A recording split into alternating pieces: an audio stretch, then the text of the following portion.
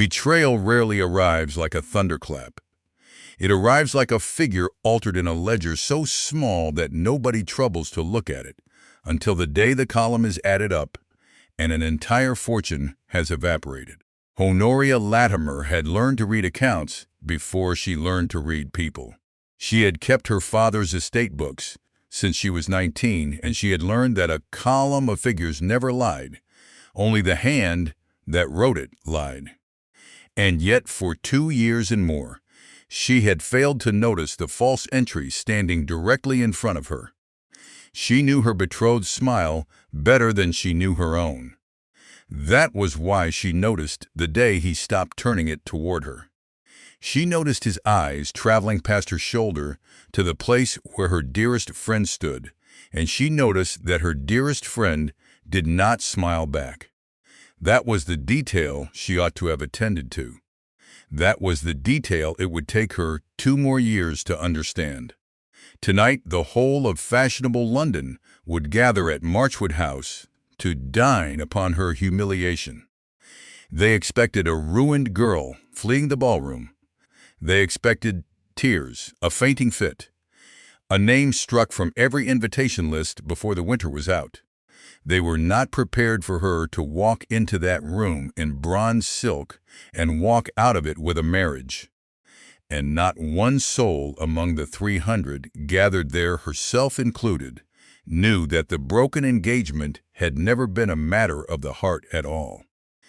It was a matter of 120 acres on the bank of the River Uri, and of a man who had paid £4,000 to have them. Chapter 1. The rain came at the windows of the Bruton Street house in long gray ropes, and Honoria Latimer let it come. She sat at the small writing table by the glass, with 3 papers spread before her and a pencil laid across the middle one. The first was the Times of Tuesday last. The second was the Mark Lane Express, which arrived every Monday, and which she had taken under her own name for 4 years, on the reasoning that a woman who could not vote might at least be permitted to know the price of wheat. The third was a thin agricultural bulletin printed in Dublin, forwarded to her by a clerk in her solicitor's office, who had long ago stopped asking what she wanted with it. It was the Dublins she kept returning to. The potato failure had been reported since September, and reported in the tone men used when they hoped a thing would prove smaller than it looked. 2/3 of the crop rotting in the clamps, fields black in a fortnight. And behind it, unmentioned in any of the 3 papers, because it was too obvious to mention, the wet English summer that had lodged the wheat flat in half the counties of the north. Honoria wrote a figure in the margin of the Mark Lane Express and looked at it. 58 shillings the quarter. She wrote a second figure below it, underlined it once, and did not like it at all. If the Irish failure held through the winter, and everything in the Dublin sheet said it would, then somebody in this kingdom was going to have to feed 8 million people who had just lost the thing they ate. That meant purchase, at whatever price the market chose to name. She had put the pencil down and was staring at the underlined figure when her mother came in. "You are not dressed," said Lady Latimer. "It is 11 in the morning, Mamma. It is 11 in the morning, and Mrs. Yelverton is coming at 1 about the flowers, and I will not have her find you in that gray thing, looking like a governess with a headache." Her mother stopped at the mantelpiece and moved the clock 2 inches to the left, and then 2 inches back. 25 days, Honoria. 25. I am aware of the date. The banns have been read twice. Twice. Sunday next is the 3rd, and after the 3rd there is no undoing it, and I shall be able to sleep. Lady Latimer said this as though the reading of banns were a form of surgery she was waiting to have survived. "White roses or the lilies, you have not told me and Mrs. Yelverton will ask." Honoria turned the Mark Lane Express face down. "Lilies," she said. "Gilbert likes lilies. Does he? I did not know that. He mentioned it once at Marbury 2 summers ago. He said his mother had them in the chapel." Honoria heard her own voice produced the details smoothly, the way it produced all such details, and thought, that is how I have loved him. In particulars, like an inventory, her mother went out satisfied, and Honoria sat a moment longer with the rain. She was not a beautiful woman. She had established this at 17 with the same dispassion she brought to a rent roll and had not revisited the findings since. Her features were too definite: a strong jaw, a straight dark brow, eyes that people called watchful when they were being kind and knowing when they were not. She had £11,000 settled on her, and a mind that had been the family's chief unpaid servant since she was 19. That mind was what had made Gilbert Thorne a sensible match, and it was what was now, quietly and without permission, refusing to leave a certain question alone. She rose crossed to the cabinet and took out her father's pocketbook. Sir Edmund Latimer had been dead 3 years. He had been an affectionate, credulous, expansive man who kissed his daughter on the top of the head and told her she had a better head than his own, which was true, and who had never once told her what he did with his money in London, which had also been true. The estate books at Rayshult she had kept herself since 1840 in a clear hand, balanced to the shilling. This pocketbook was a different animal. It was the private one, morocco-bound, found in his coat after the funeral, and it contained nothing but scraps, horses' wagers, addresses, a receipt for a spaniel. And on the 4th page from the back, in his loose and hurrying pencil, J.C. Michaelmas Cure, Northfield, Rayshult, that was all. No sum, no date beyond the quarter, no further mention anywhere in the book. She had first read the line in the week of his death and had assumed a drainage question, or a tenancy, or a boundary matter with the Ottershaw land. She had checked it against the estate books, nothing. Against the tenancy agreements, nothing. Against the 4 years of accounts, she herself had written nothing at all. The Northfield appeared in her own ledgers exactly where it should. 120 acres of good river land at the western end of the property, sloping to the Eure, carrying the only serviceable wharf between Boroughbridge and the mill. It brought in £190 a year and gave her no trouble whatever. J.C. She had run through the initials of every neighbor, every tenant, every attorney within 20 miles, twice. She put the pocketbook back in the cabinet and closed the door on it, as she had done perhaps 40 times in 3 years. It was a small thing. It was a line of pencil in a dead man's notebook. But Honoria had spent 5 years learning that in accounts, as in anything else, the entry that will not reconcile is never the unimportant one. It is only the one you have not yet found the other half of. She went upstairs and put on the blue. Chapter 2. 3 weeks earlier, at the end of October, Lady Ottershaw had held one of her afternoon parties at Richmond, and Honoria had gone because Gilbert was going. It had been one of those unearned autumn days that England produces once a year and then apologizes for. Thin gold light, the leaves down but dry, warm enough for the older women to sit out on the terrace in shawls. Lady Ottershaw had a famous walk of clipped beach running 300 yards from the terrace to a wall, and the younger guests had drifted along it in 2s and 3s with the particular slowness of people who wished to be seen drifting. Honoria had been captured near the steps by an elderly gentleman who wished to discuss the antipodes, about which he knew a great deal, and she nothing, and she had stood 40 minutes with a glass of negus going cold in her hand. It was over his shoulder, at the end of the beach walk, that she saw them. Gilbert was standing with his back 3/4 turned to the house. Lavinia Merrick was in front of him, close, her face lifted. Honoria knew that face better than she knew her own mother's. She had known it since they were both 7 years old and had been shut in the same schoolroom at Rayshult for the crime of being the only 2 girls of their age within 9 miles, had known it through ink stains measles, a broken collarbone, and the year Lavinia's mother died. It was a face made for being looked at, pale gold hair, wide-set blue eyes, a mouth that men leaned in to hear the end of a sentence from. And it was crying, not prettily, not the ornamental damp that the season's young ladies could produce on demand. Lavinia Merrick was crying the way a person cries when she has stopped being able not to, rigidly, with her chin down and her shoulders locked. One gloved hand pressed flat under her ribs as though holding something in place. Gilbert put out his hand. There was a paper in it, folded in four. He said something. Honoria was 300 yards off and could not have heard a shout, let alone that. And Lavinia took the paper without looking at it and closed her fingers over it and turned her head away. Then Gilbert stepped nearer and put his hand on her arm above the elbow, and Lavinia did not move. The old gentleman said, "Do you not find it extraordinary, Miss Latimer?"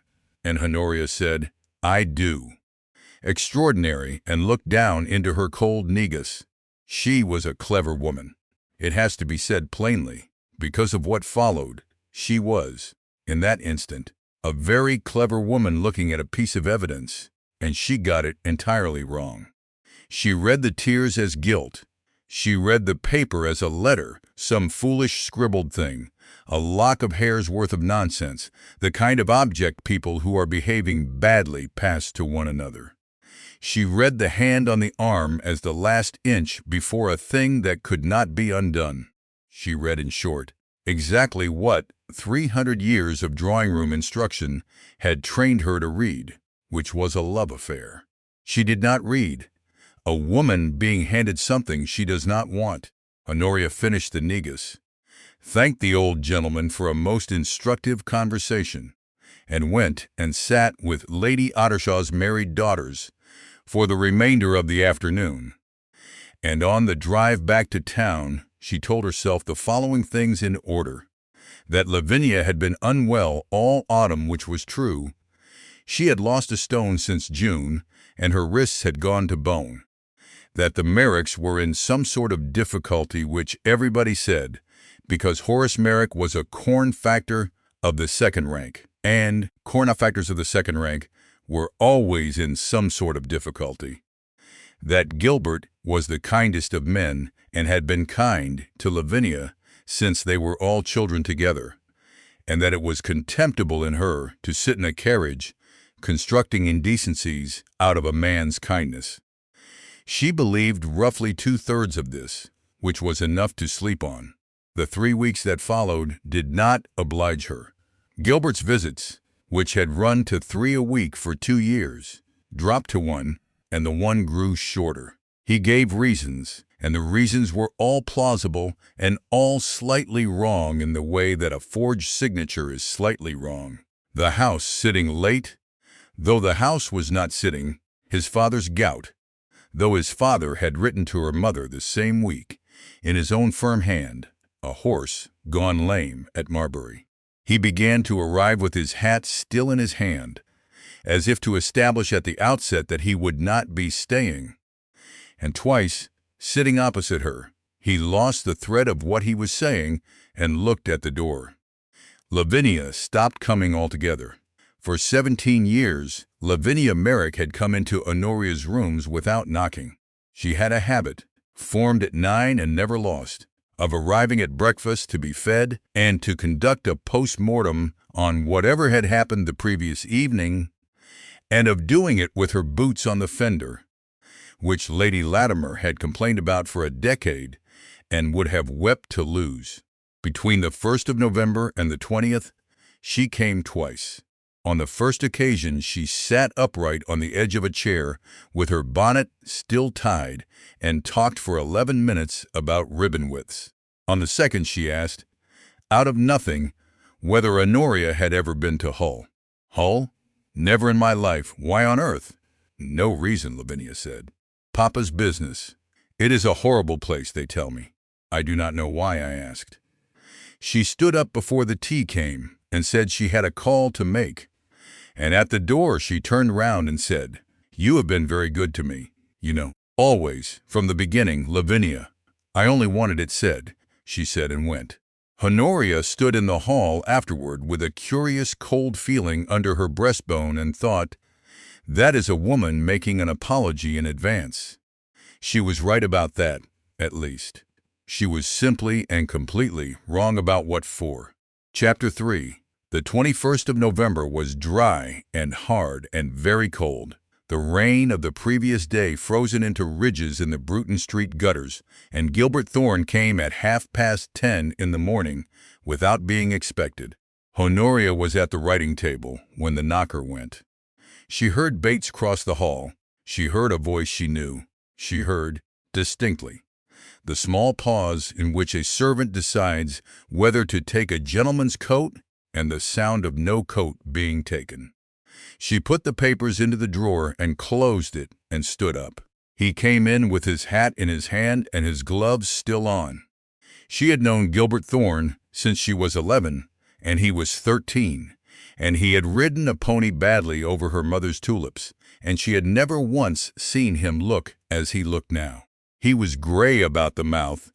There was a shaving cut on his jaw, 3 days old and picked at.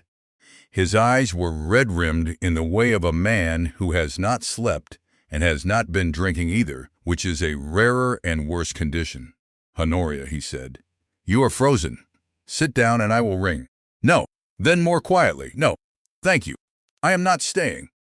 She stood by the fireplace with her hands folded in front of her and said nothing at all. She had decided, somewhere in the 11 seconds it had taken him to cross the room, that she would not help him. She would not supply the opening sentence, or the sympathetic murmur, or any of the small charities by which a woman in a drawing room customarily makes a man's difficult hour easier. If he had a thing to say, he could carry it in himself and set it down himself. The silence went on long enough to become a physical object in the room. I have been 3 nights trying to find a way to say this, Gilbert said at last.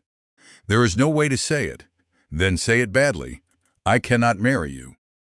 There it was on the carpet between them. Honoria found that her first sensation was not grief. It was something colder and more structural, like the feeling of standing in a house and hearing a beam go somewhere below. 25 days. Banns twice read. 211 invitations gone out from this house in October. The gown finished but for the hem. The whole of the future she had built, not a passionate future. She had never claimed that, but a solid, load-bearing, entirely serviceable future, simply not there anymore. The banns are read twice, she said. Her voice came out level and unhurried, and she was distantly impressed by it. The third reading is Sunday. To break the engagement now is a scandal that will take us both down. I know. You will be a blackguard for a season, and I will be a jilt's leavings for the rest of my life. You do understand that the two are not equal. I know that. He turned his hat round once in his hands. God, Honoria, I do know that. Then why? And here she watched him closely, because she had never in her life needed to read anything so exactly, and here is what she saw. She saw him glance at the window. He did it 4 times in the 8 minutes that followed. Not at her, not at the door she might call her mother through, not at the fire. At the window, which gave onto the street, and beyond the street to nothing at all. There is someone else, he said. Lavinia Merrick. He went white to the hairline.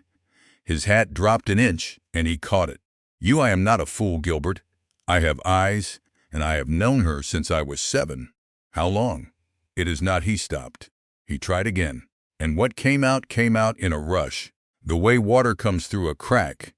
It was not planned, I swear it to you. It was nothing anyone intended. It happened, and there is no help for it now. There is no help for it. Do you love her? He looked at the window. I must, he said. Honoria heard it.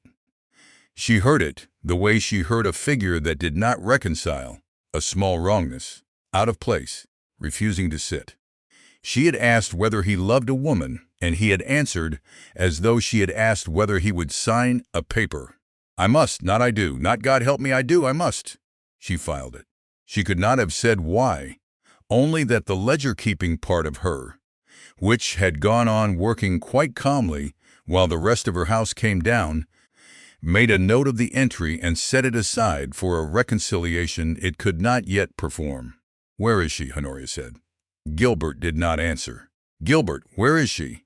She is in the carriage. Honoria did not go to the window. That afterwards was the thing she was proudest of in the whole of that morning, that she stood exactly where she was, with her hands folded, and did not give him or the street or anyone else the satisfaction. She would not come in, Gilbert said. I asked her. She would not come in, she know, Honoria said. I imagine not. She has not slept either. She is not Honoria. She is not what you're thinking. She is not. You have no idea what I am thinking. That silenced him. You will write to the papers today, she said. Not tomorrow. Today over your own name, and you will say that the engagement is dissolved at your instance and by your fault, in those words, and you will not say one syllable more than that. Do you understand me? Not one word of explanation. If you attempt to explain yourself, you will explain her too, and then you will have done the only harm left that you have not already done. He stared at her. She saw quite clearly, the thought crossing his face, that he had come here braced for weeping and had walked instead into a room where somebody was giving instructions. Yes, he said. Of course. Then go. Honoria, go and get into your carriage, Gilbert. He went. She listened to his boots on the hall tiles, and to Bates at the front door, and to the door closing, not slammed, closed carefully, which was somehow the worst sound in it. She listened to a carriage move off over the frozen ruts and turn at the corner of Bruton Street and stop being audible. Then she stood for a while in the cold morning light, with her hands still folded, and discovered that she was not thinking about Gilbert at all. She was thinking he was not ashamed. She had prepared herself, on the walk down the stairs, for shame. She had known exactly what a guilty man looked like, and had intended to make him wear it. But a guilty man does not look at the window. A guilty man looks at the floor, or at your hands, or into the fire. He looks anywhere that is not outside. A man looks at the window when he is being watched from it, or when he is measuring how long he has, or when the thing that frightens him is not in the room. Gilbert Thorne had not come here ashamed. He had come here frightened. Chapter 4. Her mother lasted until 4 o'clock, and then went off like a dropped lamp. Lady Latimer had received the news standing, had said no 3 times in a rising voice, and had then required the sofa, the hartshorn, and a wet cloth. By evening she had arrived at the country. By the following morning she had furnished it. Rachel, she said, at a breakfast she was not eating. Monday. We shut this house and we do not come back for 3 years. No, said Honoria. You cannot stay in London. I do not intend to stay in London. I intend to go out in it. Lady Marchwood's ball is on Friday. They will eat you alive. They will eat me alive in Yorkshire too, Mamma, only slower and by post. Honoria buttered a piece of toast she also did not want, because a woman who eats is a woman who is well. If I run, every word they say is confirmed by my running. If I stand, they have to think of something to say, and most of them will not manage it. You have always been hard, her mother said, not unkindly, and cried into the cloth again.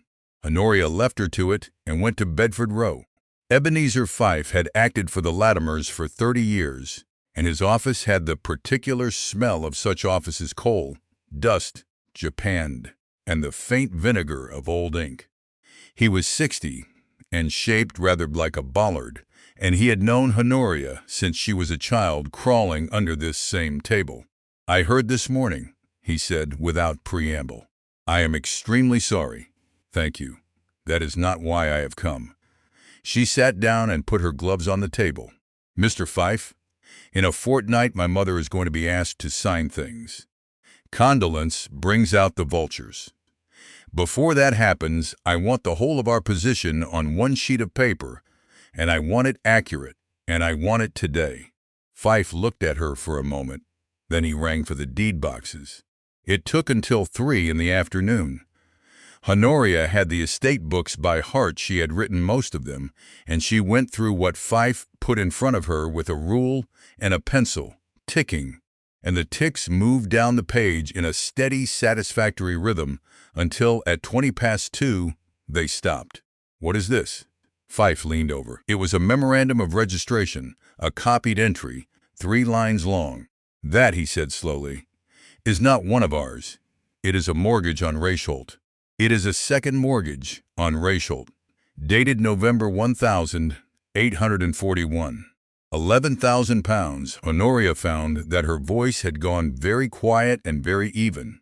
"My father died in 1842. I have kept the estate books since 1840.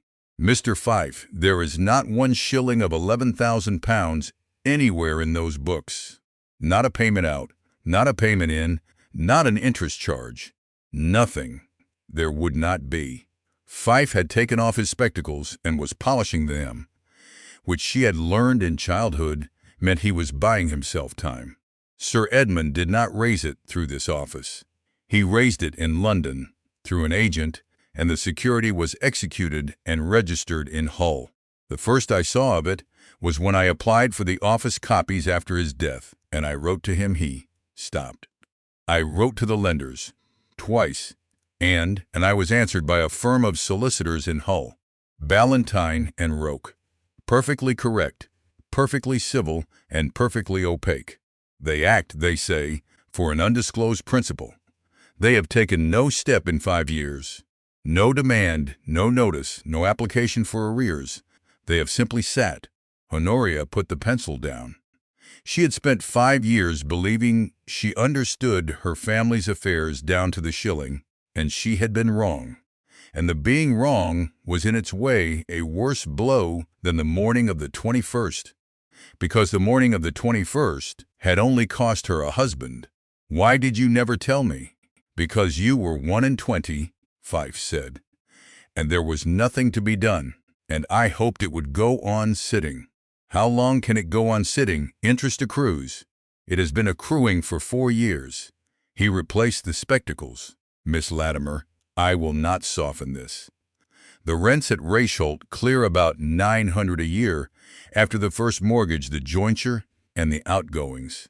If that debt is called, and it can be called at any time, on 6 months' notice, by a man who has never given us the courtesy of a name, then the estate cannot meet it.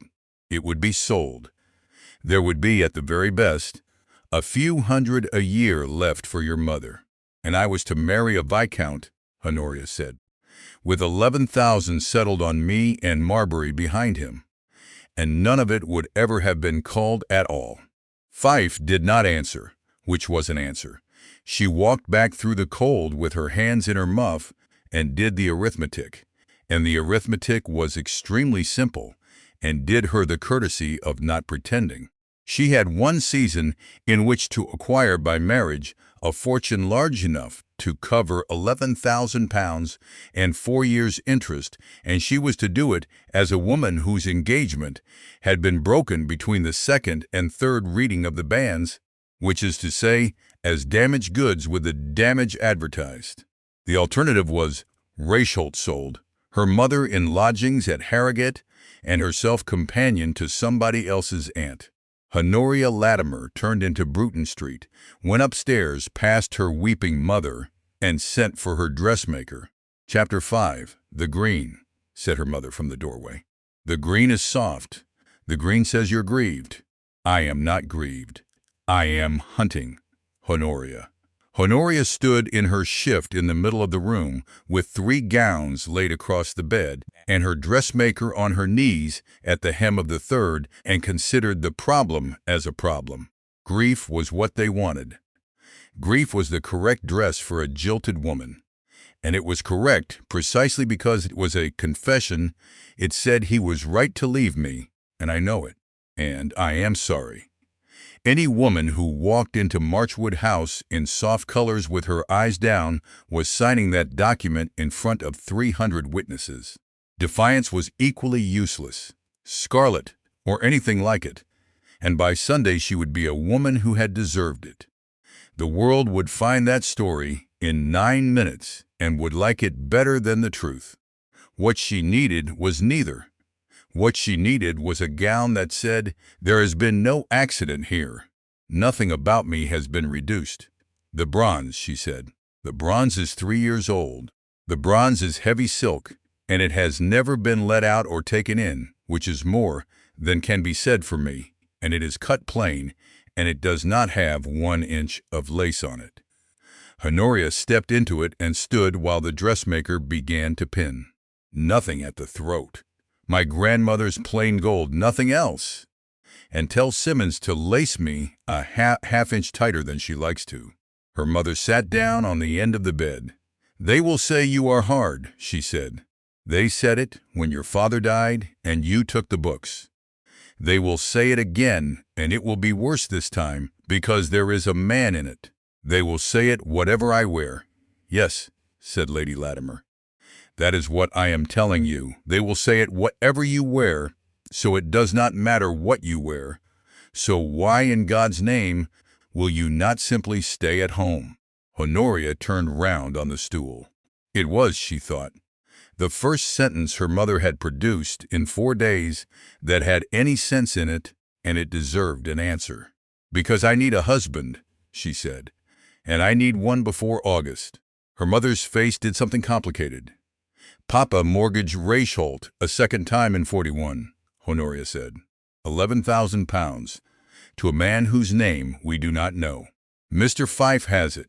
If it is called, we lose the estate. Gilbert would have covered it, and none of us would ever have heard of it. And now Gilbert is gone. So I have 1 season to find someone who can, and I cannot do that from Harrogate." She turned back to the glass. "So yes, Mama, they will say I am hard. They will say it in a room where every man with 8,000 a year can hear them saying it, which is where I require it to be said." There was a very long silence. 11,000, her mother said at last, faintly, "and 4 years' interest. Your father," she stopped. "He used to say you had a better head than his." "He was right," said Honoria. "That was the trouble."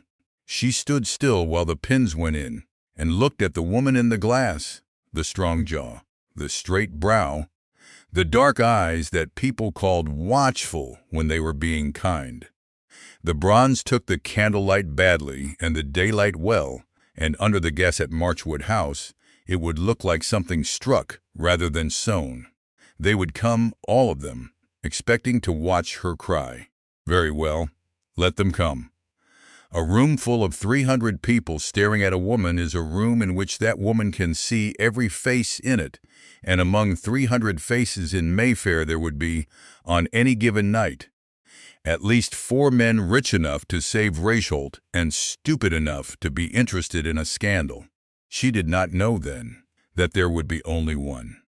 She did not know, either, that he had been looking for her for 14 months. Chapter 6, Marchwood House had put in gas the previous year and had not yet learned what it had done. The old ballrooms had been lit with wax, and wax is a merciful medium. It yellows. It gives every complexion in the room the benefit of a doubt. Gas did not. The new burners along the cornice threw down a flat white glare that found the powder in the parting of a woman's hair, the thread veins in a man's cheek, the exact age of a dress. Standing at the top of the stairs, Honoria thought that the Countess of Marchwood had spent £1,100 on a light designed for the reading of small print, and had then invited 300 people to be read. It suited her purposes exactly.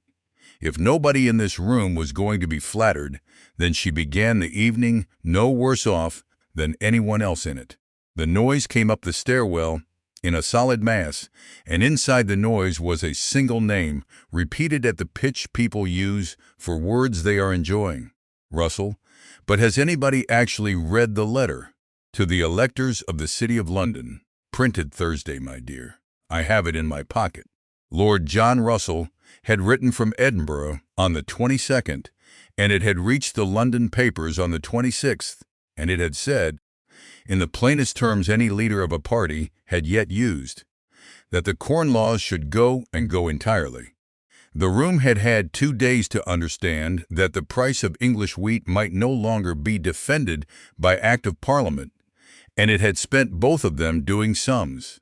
Honoria, waiting at the head of the stairs behind a dowager in purple, listened to the arithmetic being done badly all around her, and felt the strange steadiness that came over her whenever she was in the presence of a fact. Half the men in that room drew their whole income from land under wheat. If the duties went, wheat came in from Danzig and Odessa at whatever price it liked, and rents fell. And the mortgages on those rents did not fall at all. Every third person laughing down there was, in the most literal sense, worth less than he had been on Tuesday. They wanted a scandal tonight badly. A scandal is a thing that happens to somebody else. "Lady Latimer," said the man at the door, "Miss Honoria Latimer." She had expected the room to fall silent, and it did not, quite. What happened was worse. The room continued and thinned. The music went on. But a space opened in front of her as she came down the 3 steps, widening as she walked. The way water opens round, something dropped into it. And by the time she reached the middle of the long room, she stood in 9 feet of empty parquet, with 300 people arranged round the edge of it. Nobody spoke to her. 2 women she had known for 6 years turned their shoulders with the smoothness of a maneuver practiced in advance. Her mother made a small sound behind her. "Chin level," Honoria said, without moving her lips. "Walk to the 3rd window and stand at it. Do not look at anybody. Look at the window." They walked. It took 11 seconds, and it was the longest walk of her life to that date. At the window she turned, put her back to the shutter, and made herself count, not because counting helped, but because counting was a thing she could do, and weeping was not. 310, perhaps 320. 4 were men she had already identified as worth the trouble. 2 of the 4 had daughters out this season, and were therefore useless to her. 1 was 63. Then she saw Gilbert. He was by the 2nd pillar, with his back half turned, and he had the look of a man who has been standing in one place for an hour, because every direction he might move in is worse. He had not known she would come. That much was written all over him, and beside him, with her hand through his arm, was Lavinia. She was wearing pale blue, and at her throat, on a short chain, the Marbury emeralds. Honoria looked at the emeralds for 2 full seconds and understood several things at once: that the family had accepted it, that Lord Marbury had put his own mother's stones round the neck of a corn factor's daughter within a week of his son's disgrace, which no earl on earth does unless something has been agreed, and that whoever had arranged this evening had arranged it so that the 2 women would be in the same room. Then she looked at Lavinia's face, and everything she had prepared went sideways. She had braced for triumph. She had spent 4 days constructing, in some cold back room of herself, a Lavinia radiant and pitying, and had built her entire composure to withstand it. The woman by the pillar was the color of paper. Her collarbones stood out above the emeralds. She was holding Gilbert's arm, not as a woman holds a man she has won, but as a woman holds a rail, and her eyes, when they came up and found Honoria's across 60 feet of white gaslight, were the eyes of somebody on a scaffold, looking for a face in the crowd. She is going to faint, Honoria thought, with detachment. She is not going to last the evening. And then immediately after, in a voice she did not much like the sound of, "Good." She turned her head and looked deliberately at the dancers, and did not look at the pillar again for an hour. It was in that hour that Lord Peveril Sackford decided to make his approach. Chapter 7. He came across the empty parquet at a stroll, and the room turned to watch him do it. Lord Peveril Sackford was a Marquis's third son of 30, with no occupation and no malice of the ordinary hot kind. What he had instead was an appetite. He collected other people's disasters the way other men collected snuff boxes, and had built a small durable position on being the man who had been there, who had seen the face, heard the words, could give it you exactly. He stopped 4 feet off, which was 2 feet nearer than anyone had come all evening, and bowed with exaggerated correctness. "Miss Latimer, what a very great pleasure we none of us dared to hope." Lord Peveril: "I said to Lady Bracewell not 20 minutes ago, I said, she will not come. Of course she will not come. She will be at home with a headache and the doors shut, and here you are." He put his head on one side. "Quite well?" "Quite. Splendid, splendid." He let the pause run 3 seconds too long, which was his particular art. "It is a shocking season for values, is it not? Everything down at once. Consols, wheat, land. A beat, engagements." The nearest dozen people had stopped talking without appearing to. Honoria could feel the shape of the room changing behind her, the way a crowd leans. "Wheat is at 58, she said. "It was at 45 in June." "I am afraid your figures are 2 harvests old, Lord Peveril." A small ripple. Not a laugh the room did not yet dare, but a movement. He smiled, entirely unhurt. "Ah, you have the advantage of me. They do say you keep books. Somebody must. And I hear one may keep the books admirably and still be surprised by an entry." He turned half toward his audience, opening the conversation out to it, which was the maneuver she had been waiting for and could do nothing whatever about. "Tell me, Miss Latimer, since we are all friends here, was it very sudden, or had you seen it coming, and simply, as it were, carried the loss forward?" And Honoria discovered that she had nothing. She had prepared for cruelty. She had not adequately prepared for the form of it, that a man could stand in front of 300 people and ask, in a pleasant voice, whether she had known she was being betrayed, so that either answer condemned her. No made her a fool. Yes made her a woman who had held on to a man who did not want her. She stood in the white gaslight with her back to the shutter, and understood, quite calmly and quite completely, that she was going to lose. Not tonight only. She saw the whole shape of it at once, the way one sees the end of a column of figures before adding it. This exchange repeated in 9 drawing rooms by Tuesday, in 40 by the following week, always in Peveril's version, always with her silence in it. By February, she would be a story. By August, she would be unmarriageable, and Raisholt would go, and her mother would be at Harrogate. "Lord Peveril," she said, "you have been standing there 4 minutes working up to that, and it was not worth the labor. It was not enough, and she knew it was not enough. Was it not?" he said comfortably. "I thought it rather good, but then I have not had your practice at accounting for losses." "Sackford." The voice came from Honoria's left, and it was not raised at all. Lord Peveril's face performed the most complete and least dignified alteration she had ever seen on a grown man.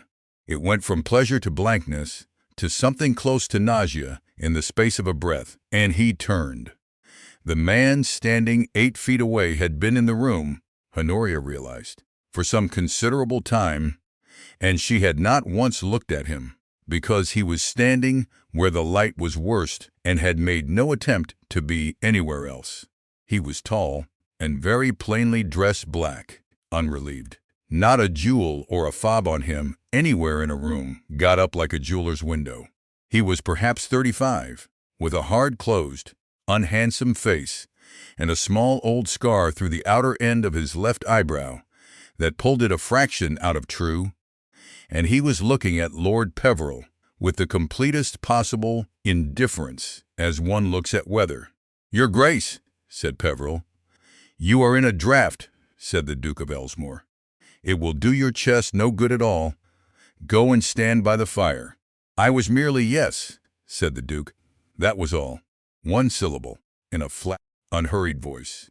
And Lord Peveril Sackford bowed twice, backed into a chair, apologized to the chair, and went. Honoria watched him go the whole way, because it gave her 4 seconds in which to arrange her face, and because she wanted to see whether the room laughed. It did not. 300 people had just watched a duke swat a gossip on her behalf, and what came off them was not amusement but a low, avid, wholly reconstructed interest. She turned round.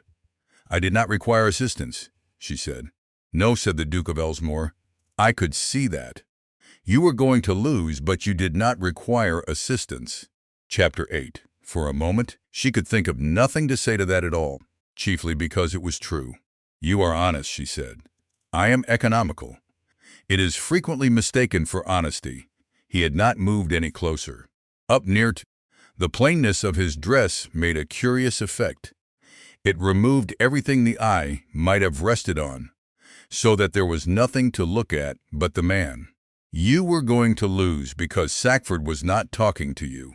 He was talking to the 400 people behind you, and you cannot outfight 400 people, Miss Latimer. You can only change what they are looking at, and you have done that. I have begun to." He put out his hand. "Dance with me." Honoria did not take it. She had spent 4 days in a state of continuous calculation, and she was not going to stop now merely because she was frightened, and she was, she found, very frightened indeed. A duke does not cross a ballroom for a ruined woman. There is no version of the world in which that is a kindness, and she had no use whatever for a kindness she could not account for. Why? "Because if you dance with me, the story changes tonight instead of in March." He kept his hand out. It did not waver. "At present you are a woman who was thrown over. In 11 minutes you will be a woman about whom something is going on. The second is survivable. The first is not. That is what it does for me." I asked why you are doing it. Something happened at the corner of his mouth that was not a smile, but was related to one. "Because I have been trying to find you for 14 months, said the Duke of Ellesmere, "and I do not intend to watch Peveril Sackford break you in a doorway before I have had a chance to speak to you." She put her hand in his. They went out onto the floor, and the floor emptied in front of them in a slow, uncoordinated, entirely undignified scramble, and the band, which had been sawing away at a quadrille in a state of complete distraction, stopped, conferred, and began a waltz. His hand came to the small of her back. It was heavier than she had expected, and perfectly steady, and through the bronze silk it was the only warm thing in the room. "You are shaking," he said. "I have been shaking for 4 days. I have found it does not interfere with anything important." They turned. She had not danced since September, and her feet found it without her. 14 months, she said. "Explain that, please." "In August of last year you sold barley forward. 600 quarters. September delivery, through Halkett and Son of Hull, in the name of a Mr. Fife, who is a solicitor of Bedford Row, and no more a corn dealer than my coachman is." The Duke steered them past a stationary couple who had forgotten to move. "You had read the same weather reports I had. You believed the crop would come in heavy and the price would fall. It did fall. I was the buyer on the other side of that contract, Miss Latimer. You took £420 off me." Honoria missed the beat. He carried her through it without the least alteration in his face or his grip, the way a man walks a horse over a ditch. "That is not possible," she said. "It is a matter of record. It took my agent 7 weeks to establish who Mr. Fife was acting for, because he is a careful old creature, and he covers his tracks better than most men in the trade. It took another 5 before I would believe the answer. Then Sir Edmund Latimer's daughter, aged 23, who has never been north of Boroughbridge on her own account in her life. Why did you want to know? Because I do not care to lose £420 to somebody I cannot name." The scarred eyebrow moved. "And because when I found the name, I discovered that the same person had, in the previous 4 years, taken a bankrupt Yorkshire estate with a first mortgage on it and made it pay $900 a year clear, which is more than my own people were getting out of land twice as good. The room went past in a long blur of white light and turned faces. I have 3 estates in the north, he said. Coal under 2 of them, which is why I do not care a straw whether the corn laws stand or fall, and why every man in this room whose money is in wheat regards me as a species of traitor. I have 4 seats in the Commons, a brother-in-law in the Board of Trade, and a great deal to lose in the next 6 months, because whatever Russell wrote from Edinburgh on Saturday, this will not be settled by Christmas, and it will not be settled quietly. And I am expected to marry. There it was. She had known it was coming, and it still went through her like cold water. So you require a wife, she said. I require a partner. There is a distinction, and I would be obliged if you would hold on to it. He looked down at her for the first time properly. I do not want an ornament, Miss Latimer, and I particularly do not want a girl of 19 who will bring me her mother's opinions and a great many tears. I want somebody who can hold Kirkholt while I am in London for 5 months of the year, who can read a colliery return without sending for a man to explain it, and whose nerve does not go when the room turns. You have decided all this on £420 and a rent roll. I have decided it on £420, a rent roll, and 11 minutes of watching you stand at that window with your back to the shutter, counting the exits. He turned her. You did not look at Ashgrove once in the whole of that hour. You wanted to. Discipline of that order cannot be taught. Honoria was silent for a dozen bars. She was aware that she ought to be feeling something, and that she was instead doing arithmetic, and she was aware that this was precisely the quality he had just spent 5 minutes describing, which produced in her a sensation she could not name. There is a difficulty, she said. You have not mentioned an heir. No. She waited. The title goes to a cousin of mine in Shropshire, said the Duke of Ellesmere. He breeds spaniels, and I believe he is perfectly harmless. It will do him no discredit and me no injury, and it is not a subject I discuss. He said it in exactly the tone in which he had said yes to Lord Peveril and Honoria, who had spent 5 years learning to hear the sound a stopped account makes, heard it and did not press. But she made a note of it. That was the second entry, in 3 weeks, that would not reconcile, and the first had been a man saying, I must, instead of I do. The waltz was ending. She could hear it in the strings. You have not asked me anything, she said. I am aware. You have described a position and its duties, and you have not once asked whether I should like it, he agreed, because you would have said something civil, and I should have learned nothing. I would rather you had 5 minutes to be angry in first. The music closed. He brought them to a halt in the exact center of the floor and did not release her hand. Now, may I call in Bruton Street? 300 people were watching. Yes, said Honoria Latimer. Chapter 9. What he did next she did not see coming, and afterwards she thought it was the cleverest thing she had ever watched a man do. He did not kiss her hand. He did not bow over it in the deep theatrical fashion that would have been all over London by Sunday as an act of gallantry, which is to say, as an act of pity dressed up. He simply turned, with her hand still on his arm, and walked her out of the middle of the ballroom and toward the doors at the eastern end, where the Countess of Marchwood's people had begun to draw back the folding partition for supper. And every soul in that room understood. Supper is not a meal. Supper is a procession, and a procession is a document. One goes in by rank in order, and the order is read out by 300 pairs of eyes, and remembered exactly. Lady Marchwood had spent a week over her table plan. She had a duchess, 2 earls, and a bishop, and she had placed them. The Duke of Ellesmere, who outranked every person in the house, took Honoria Latimer in on his arm at the head of the whole procession, past the Duchess, past the bishop, past a viscount and his new-made viscountess, standing white and forgotten by the second pillar, and put her in the chair on his right at the top of the table. It was not gallantry. Gallantry can be discounted. This was precedence, which cannot, because precedence is the only thing in that world that is not a matter of opinion. He had not told the room that he admired her. He had told the room where she stood, and the room had no mechanism for arguing with him. Honoria sat down and put her hands in her lap and found that they had finally stopped shaking, and that the room's noise had changed key entirely from the low, avid hum of people watching a hanging to the higher, faster, considerably uglier sound of people who have backed the wrong horse and are looking about for a bookmaker. "You might have warned me," she said under the noise. "You would have refused, on the grounds that it was too much." "It was too much.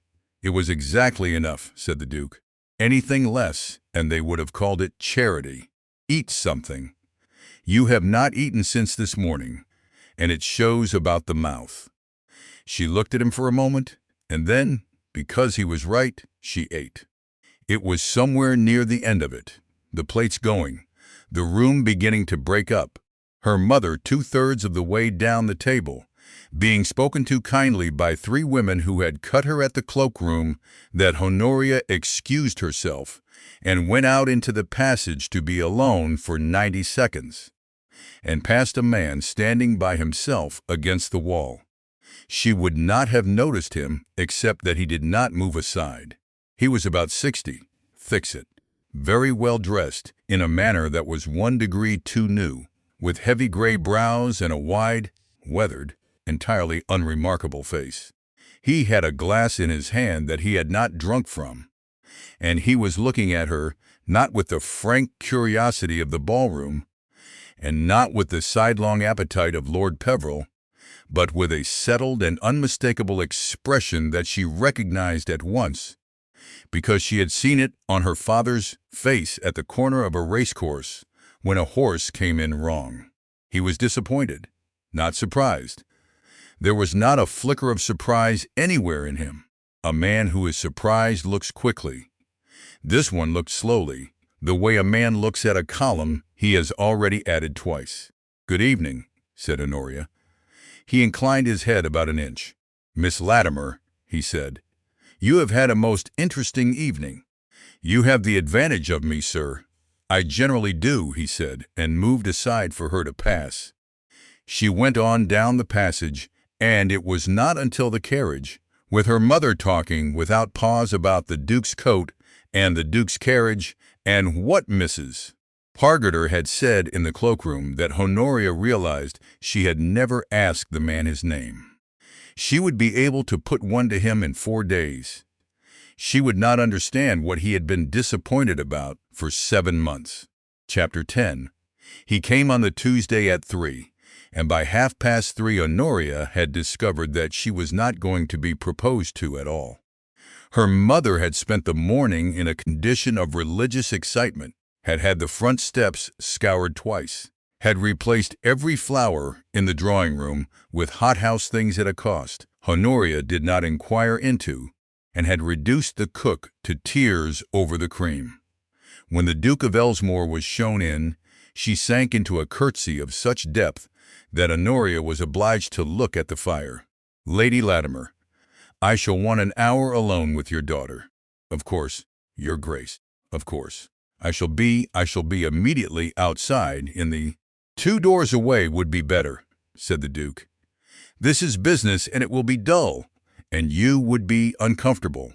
She fled. Honoria heard her go up the stairs at something very near a run. He did not sit.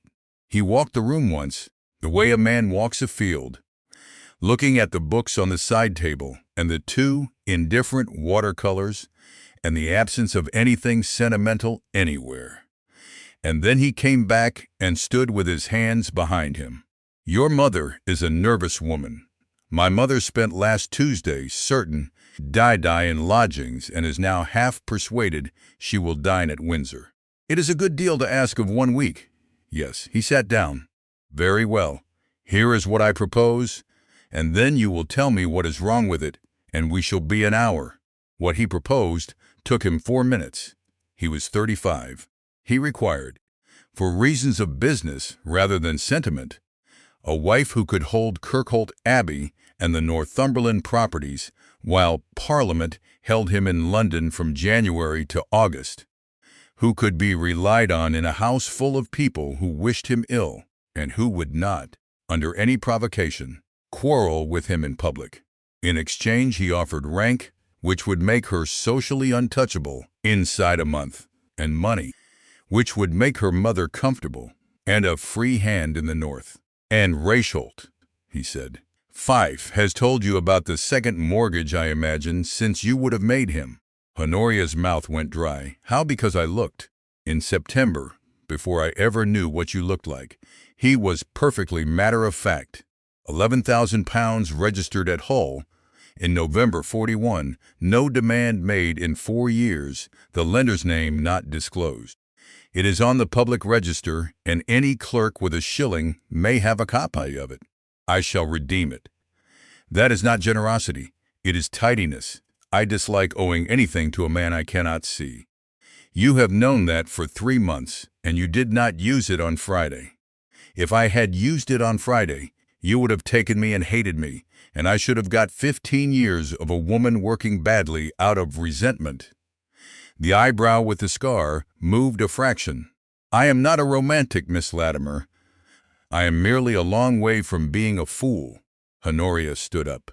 She found she could think better on her feet, and she was going to need to think.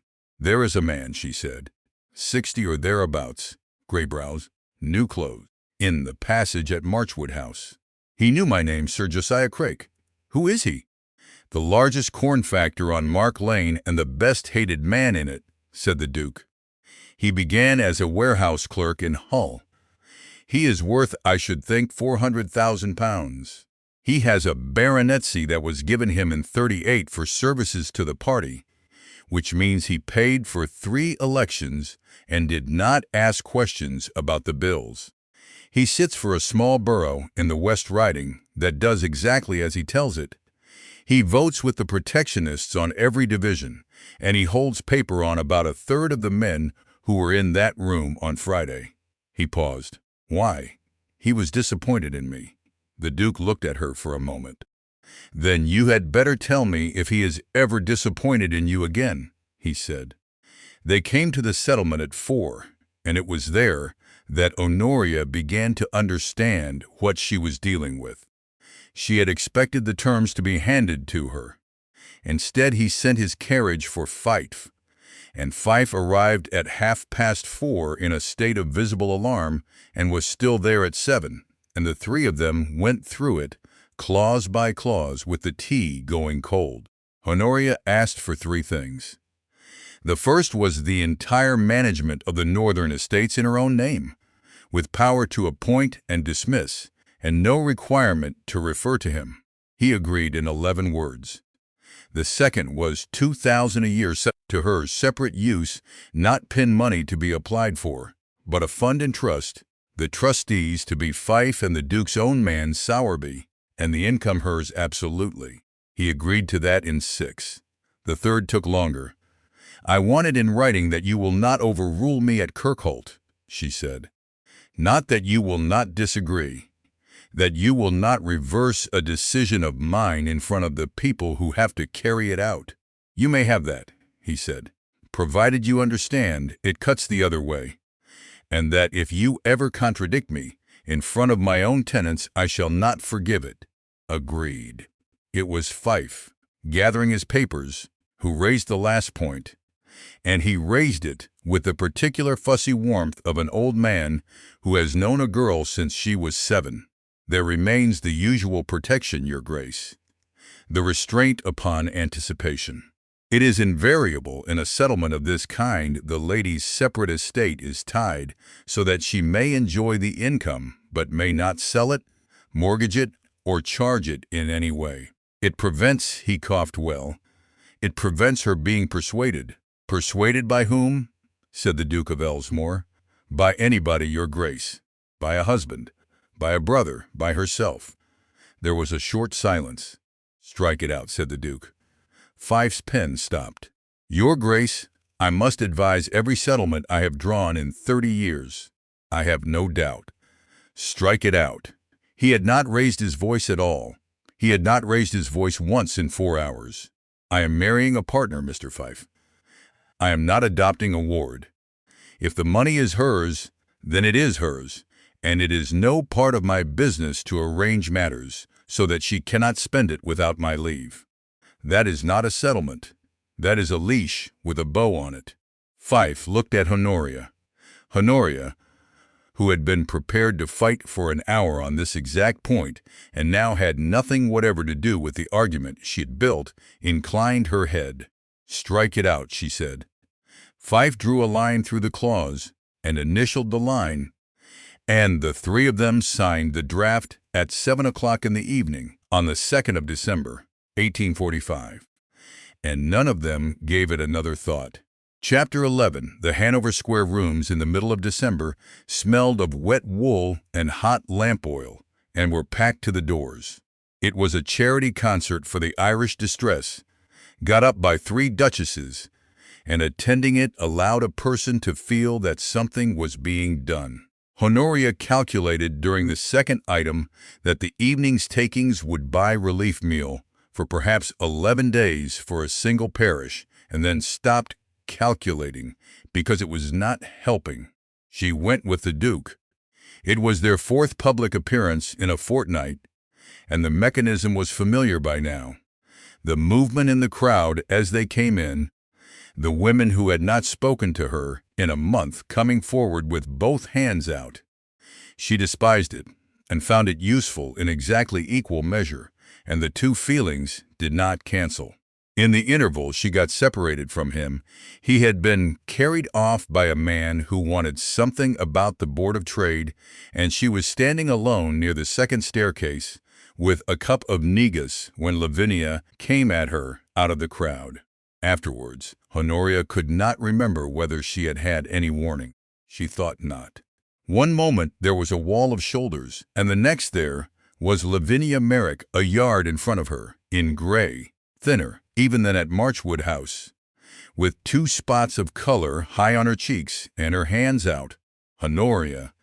The people nearest went quiet in a widening circle, the way water goes quiet. "Miss Merrick." Lavinia flinched at the name as though at a slap. "Don't. Please don't. Honoria, I have written to you 4 times. I know. Bates has them. You have not opened them." "No, I have not slept," Lavinia said. Her voice was pitched a little too high, and it carried, and Honoria understood, with an old sick tiredness, that 100 people were listening and that there was no version of this in which she came out well. "Not one night since October. I know what you must think of me, and it is not I did not, Honoria. We were 7 years old. 7. Does that count for nothing at all? Can you not? Can I not what?" "Forgive me," said Lavinia Merrick. It was, Honoria thought, beautifully done. If she wept, she was a shrew. If she forgave, she absolved them both, and stood there afterwards as the woman who had been generously discarded. Whoever had taught Lavinia that had taught her well, and Honoria had known her 17 years, and would have sworn nobody had ever taught her anything of the kind. She set the cup of negus down on the ledge behind her, because her hand had begun to shake, and she was not going to let 100 people see it. "There is nothing to forgive," she said, "and nothing to explain. You wanted my betrothed. He was weak enough to be had. It is a very ordinary transaction, and I do not require an account of it." She heard her own voice as if from a little way off, flat, unhurried, entirely audible. "You are not my enemy, Miss Merrick. You are not anything at all. You are a stranger whose arrangements are no longer my concern." Lavinia's face came apart, not prettily. It went, in about a second and a half, from the arranged appeal to something raw and stupid with shock, and she made a small sound like a person stepping into cold water. And Honoria, who had spent 4 weeks constructing that sentence and had known precisely what it would do, felt the satisfaction go through her, like brandy, hot and immediate and wholly disgraceful. She turned to go. "The Northfield," Lavinia said. Honoria stopped. "Ask him about the Northfield." Lavinia had both hands pressed under her ribs, the way she had stood in Lady Ottershaw's beach walk in October. "Ask him, Honoria. Ask him who," and then Gilbert was there, with his hand round his wife's arm above the elbow, saying Lavinia in a low, urgent voice, and the crowd was moving, and the second half was beginning, and they were gone. Honoria stood by the staircase for some time. Ask him. Ask whom? Gilbert? Elsmore? And what in God's name did Lavinia Merrick Lavinia Thorne, now the announcement had been in the papers, on the 9th know about 120 acres of Yorkshire river land that Honoria did not? She went home and got out father's pocketbook and looked at the pencil line for the 41st time. J.C. Michaelmas Cure, Northfield, Raisholt. Nothing. Fife's letter came 4 days later, on the 18th, and she read it standing up in the hall with her bonnet still on. He had done, he wrote, as she had asked, and had made inquiry in the matter of Lord Ashgrove's debts, that being the likeliest explanation of the whole affair and one they had better dispose of. He had expected to find them large. He had instead found something he did not care to put in a letter and would prefer to explain in person. But as she had been particular about speed, he would state the fact and add nothing to it. On the 18th of November, 3 days before Lord Ashgrove had waited on her in Bruton Street, £4,000 had been paid to his account at Coutts. It had not come from his father. It had not come from any relation, or from any of the 4 moneylenders Fife had traced him to. It had come from Messrs. Ballantyne and Roke, solicitors of Hull, acting, the letters said, for an undisclosed principal. Honoria read that sentence 3 times. Then she went into the drawing-room and sat down without taking her bonnet off, and stayed there while the fire went down, doing what she had done all her life when the world stopped making sense, which was to take the entries and set them beside one another and look for the shape. Ballantyne and Roke of Hull held £11,000 against her father's land and had held it for 4 years without asking for a penny. Ballantyne and Roke of Hull had paid £4,000 to the man who was going to marry her 3 days before he did not. It was not a love affair. It had never been a love affair. It was a purchase, and she had been the thing purchased, or the thing removed. And she did not yet know which, and somewhere behind a firm of Hull solicitors, there was a man who had wanted her engagement broken badly enough to pay £4,000 for it, and who had been standing in a passage at Marchwood House 10 days later, looking at her disappointed. Chapter 12. They were married on the 20th of January at 8 o'clock in the morning in the drawing-room of Elsmore House. There were no banns. There had been no time and, as the Duke observed, no appetite. He had a special license out of the faculty office within 4 days of asking for it, which permitted the thing to be done in a private house and out of canonical hours, and which cost him rather more than the annual wage of everybody standing in the room. There were no cards, no breakfast, and no guests but Lady Latimer, Mr. Fife, Mr. Sowerby, and Lady Cecily Crewe, who arrived 9 minutes late from Northumberland, kissed her brother, looked at Honoria once with frank and unconcealed dislike, and did not speak to her at all. Honoria wore heavy ivory silk with nothing on it. She had chosen it in an afternoon. She had imagined, over 2 years, the wedding she was to have had. A church packed to the walls, Gilbert sweating through his collar, 400 people breathing perfume and expectation. Standing in a cold drawing-room at 8 in the morning with a clergyman who had plainly been got out of bed, she waited to feel the loss of it, and felt instead something much simpler, which was relief. The Duke of Ellesmere made his vows in the voice of a man swearing an information before a magistrate. He did not fumble the ring. He took her left hand, and his thumb went over her knuckles once. A brief hard pressure, before the band went on plain Welsh gold, unworked, and heavier than she had expected. When it was over, he bent his head and put his mouth against the ring itself, which was a thing she had never seen done, and which she thought about for a long time afterwards. They were on the North Road by 10.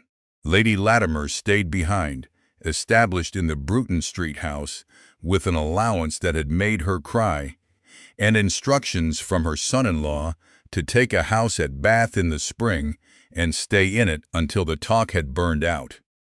She had kissed Honoria's cheek and called her "Your Grace" twice, and then apologized for it. In the traveling carriage, with the London traffic grinding past the window, they sat opposite one another, and neither of them spoke for 4 miles. Honoria had a decision to make, and she made it at Highgate. Fife wrote to Ballantyne and Roke on the 2nd of the month, she said, offering to redeem the Regency mortgage in full with all arrears. On your instructions. He did. They answered on the 14th. They decline. The Duke turned his head. They decline, Honoria repeated. There is a clause in the instrument my father signed. The principal is not obliged to accept redemption before November of 1852. He may call the money at 6 months' notice at any time he chooses. We may not pay it off at any time we choose. Fife says he has drawn perhaps 900 mortgages in his life and has never once seen that clause used by a lender who was not, she found she had to stop and start again, who was not after the land. The carriage went on for perhaps half a minute. Then he does not want money, said the Duke of Ellesmere. No. He has held £11,000 dead for 4 years and refused 15 when it was offered him. Nobody does that for interest. He looked out of the window. What is on that land? 120 acres of river meadow and the wharf. The wharf. There is only one between Boroughbridge and the mill, said Honoria. 3 parishes bring their corn down to it, and the turnpike to the market town runs off the head of it. My father used to say that whoever held the North Field held the road, and he said it as a joke. Neither of them said anything for some time. I want to ask you something, Honoria said, and I want a plain answer to it, and if I do not get one I shall know, and we shall be 15 years finding our way back. Ask, when did you learn about the £4,000 paid to Ashgrove?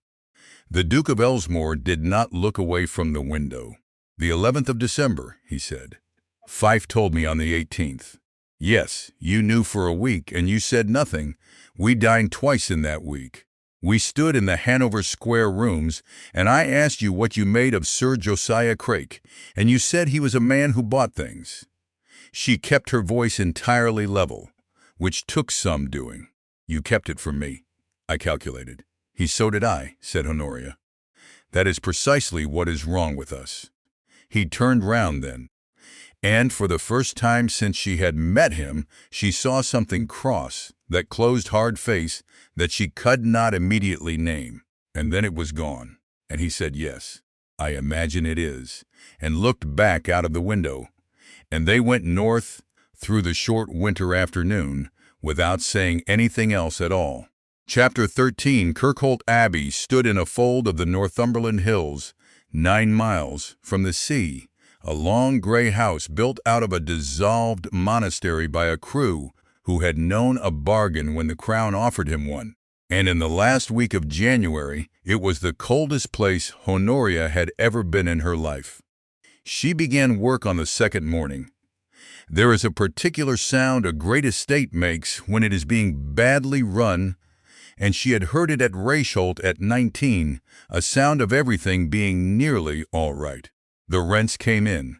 The tenants did not complain loudly. And the books, when she got 'em out of Steward's room and laid them across the study table 3 deep, made a noise in her head like a wheel out of True.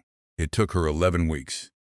She found £440 a year going out on a coal contract for a house standing on the Duke's own coal, and the Kirkholt home farm carried at a profit in the summary and at a loss of £90 in the detail, because somebody 4 years earlier had put a figure in the wrong column, and everybody since had copied him. And she found the steward. His name was Hogarth. He had held the place 19 years. He was courteous and competent, and for 11 of those years he had been taking a shilling in the pound off every transaction that crossed his desk. It came to something over £3,000. Honoria put the whole of it on a single folded sheet, called him in on a Tuesday morning, and watched him read it. "Your Grace, you will resign this afternoon on grounds of health, and you will be out of the county by Saturday," she said. "If you are in Northumberland on Sunday, I shall lay the whole of this before the magistrates, and you will be transported. Do not write to my husband. He does not know, and I do not intend to trouble him with it. And if he learns of it from you rather than from me, I shall change my mind about the magistrates." She appointed in his place a man called Adam Dunnett, 45, who had been under agent on the Belford estate for a decade and had been passed over twice because he had no manners to speak of. He arrived, was shown the books, went through them for 2 days without saying anything at all, and then came to her and said, "Whoever wrote up 43 wants hanging," and Honoria decided in that moment that they would do very well. By April, she had cut the household expenditure by 22%, and had not once been in a room where anybody said so. The drainage was the thing she was proudest of. Parliament had passed an act that sprang a small one, lost entirely in the noise of the great one under which the government would lend money to landowners to underdrain their land at 3.5%, repayable over 22 years. Nobody in the North was taking it up. It required surveys, plans, an application, an inspector. And above all, it required a landowner willing to sit down and read 40 pages of schedule. And there were perhaps 9 such men between the Tyne and the Tweed.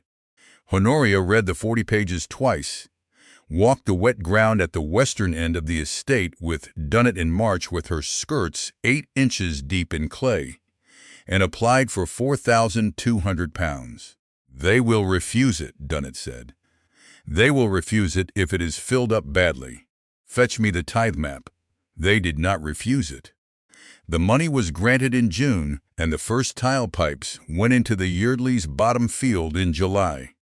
And Honoria stood at the head of the cut in the rain and watched 140 years of standing water begin to move, and felt, for the first time since the 21st of November, entirely well. She saw very little of her husband. He wrote twice a week, in a hand like wire, and his letters were 3/4 business, and 1/4 something drier and more amusing than she had expected. And he was in London from the middle of January to the end of July, because 1846 was the year in which the Corn Laws came down, and there was not a fortnight in it when the Lords were not sitting on the thing. She followed it in the papers. The bill went up from the Commons in May. It passed the Lords on the 25th of June, and on the same night the government was beaten in the other House on the Irish Coercion Bill by the men whose party it had just destroyed, and Sir Robert Peel resigned 4 days after. The Duke came north for 11 days in August, walked the drainage with her, said good 3 times, and went back. And in March, between the steward and the tile pipes, Honoria Crewe made the entry. It was a small thing, and it took her under an hour. The winter had been very bad in the northern parishes, not Ireland, nothing like Ireland, but bad enough, and the Kirkholt tenants had come through it on credit, and would not have enough meal to see them to harvest. The custom on the estate was to buy in flour and oatmeal at the estate's expense and let it out at cost, and Hogarth had done it for 19 years. And Honoria found the practice in the books. approved of it, and continued it. She sent out for tenders in the ordinary way, through the estate office, and she took the lowest. She did not read the supplier's name. There was no reason on earth to read the supplier's name. She had 600 pages of colliery returns on the table that week, and the flour was 180 pounds out of an expenditure of 19,000. And the tenders came in through Dunnett's clerk and went out again with her initials on the schedule and nothing else. HC approved. Lowest tender accepted. 24 March 1846. 410 stones of household flour delivered to the estate office at Kirkholt in 7 consignments between the 1st of April and the end of August, at 11 shillings and 4pence the stone. The Yeardleys took their share on the 14th of April. They were among the best of the Kirkholt tenants. 34 acres, a man and his wife, and 5 children. The eldest boy already out at the quarry, and the youngest a girl of 6 named Peggy. Honoria knew them, because their bottom field was the first to be drained, and she had been in and out of the yard all spring. The child took an interest in her. She was a small grave, filthy creature with her mother's red hair, and she had formed the belief Honoria never learned from where that the Duchess was a person who collected things, and had begun bringing her objects, a flint, a curl of birch bark, a horseshoe nail. In May she brought a sparrow's egg. It was blown, which meant somebody had done it for her, and slightly cracked at one end where a 6-year-old's thumb had been. Honoria, who did not know what to do with children, and had never pretended otherwise, took it and turned it over and said, "Thank you. It will do to hold papers down." And she put it on the corner of the study table at Kirkholt Abbey, where the draught from the eastern window was worst, and it stayed there. Chapter 14. She solved it on the 11th of June, and she solved it by accident, which is how such things are generally solved. The Duke had sent up a bundle of papers from London, a colliery lease, 2 opinions, and folded into the middle of them for no better reason than that it had been on his desk a printed list of the members who had voted against the repeal on the 3rd reading in the Commons. Honoria read it over breakfast in the way one reads anything that is to hand. Kelsford, Craik, Sir Josiah Bart. She looked at it for perhaps 4 seconds. Then she got up, left her breakfast, went into the study, took her father's pocketbook out of the drawer, opened it at the 4th page from the back, and read the lines she had read 41 times. J.C. Michaelmas Cure, Northfield, Raisholt. She sat down slowly in the chair. Josiah Craik, a corn factor with an office in Mark Lane and a warehouse in Hull, a man who lent money to gentlemen and did not press them, a man who had been standing in a passage at Marchwood House on the 28th of November, disappointed. She wrote to Fife that morning and to a land agent in Ripon that afternoon. It took 8 weeks and a good deal of money, and at the end of it she understood that her father had not been an unlucky man. He had been a hunted one. In the summer of 1841, Sir Edmund Latimer, who had never done anything more speculative than back a horse, had been persuaded into corn not by Craik, who never appeared anywhere in person, that being the whole of his method, but by 2 men Fife traced, both of whom went into Craik's employment within 2 years. He had bought wheat forward in the spring and held it into the collapse of the autumn, and by Michaelmas he owed £11,000 to people he could not name and had 4 weeks to find it. He had been offered the money on one security only, not the Grange, not the home farm, the Northfield. J.C. Michaelmas, Qr. Northfield, Raisholt. It was not a note about drainage. It was the note a frightened man makes of the terms. He had signed it in November, with a clause forbidding redemption for 11 years, and he had gone home and put the pocketbook in his coat and said nothing to anybody. And 11 months later, he was dead of an apoplexy at 54, and his daughter had kept the books beautifully for 4 years and had never known. And Craik had waited. He had waited because waiting cost him nothing, and because the thing he wanted was not £11,000. Corn came down the 3 parishes to the wharf on the North Field and went out along the turnpike from the head of it, and had done since before the enclosure. A man who owned that meadow owned the only cheap water between Boroughbridge and the mill, and could set what he liked on every quarter of wheat that came through it. And with the duties coming off and the foreign grain about to move inland from the Humber, that wharf was worth, on Honoria's own arithmetic, between £4,000 and £6,000 a year for as long as anybody cared to look forward. He could not buy it while the Latimers were solvent. He could not foreclose without a scandal that would be reported in every county paper in Yorkshire.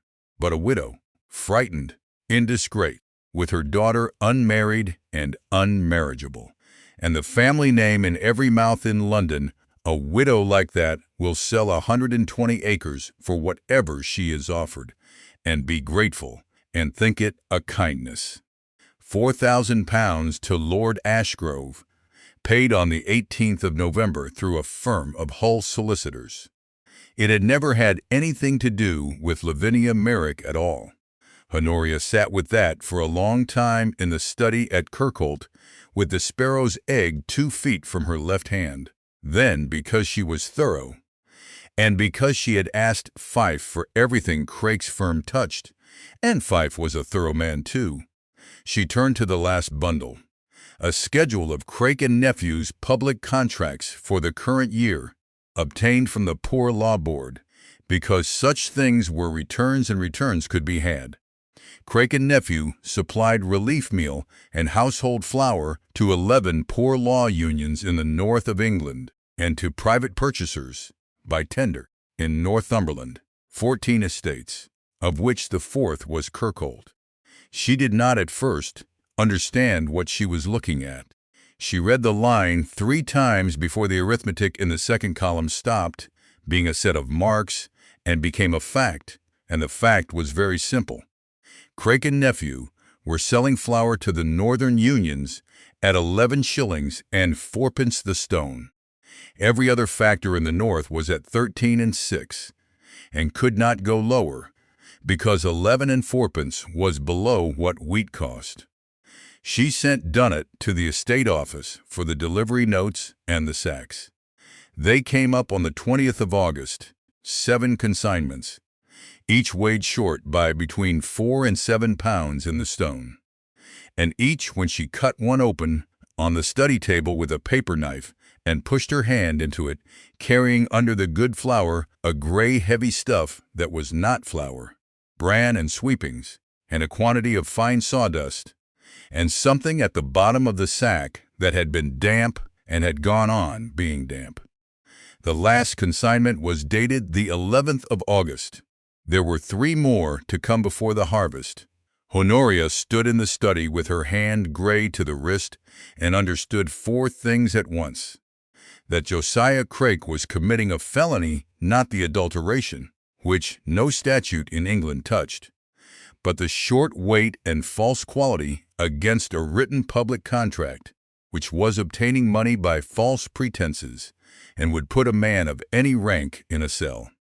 That she had, on the 24th of March, signed the order that brought it into Kirkholt, that she now had enough to destroy him, and that she could not use it yet. She worked the last of these out over 3 days, and she worked it out honestly, which was the worst of it, because it was not a bad argument. Craik held paper on 1/3 of the men who had been at Marchwood House. Among them, Fife's list was explicit, were 3 members who had followed Peel through the Repeal Division in May, and had been ruined for it in their own counties, and who were being held upright at that moment by loans from Craik and Nephew that had not been called.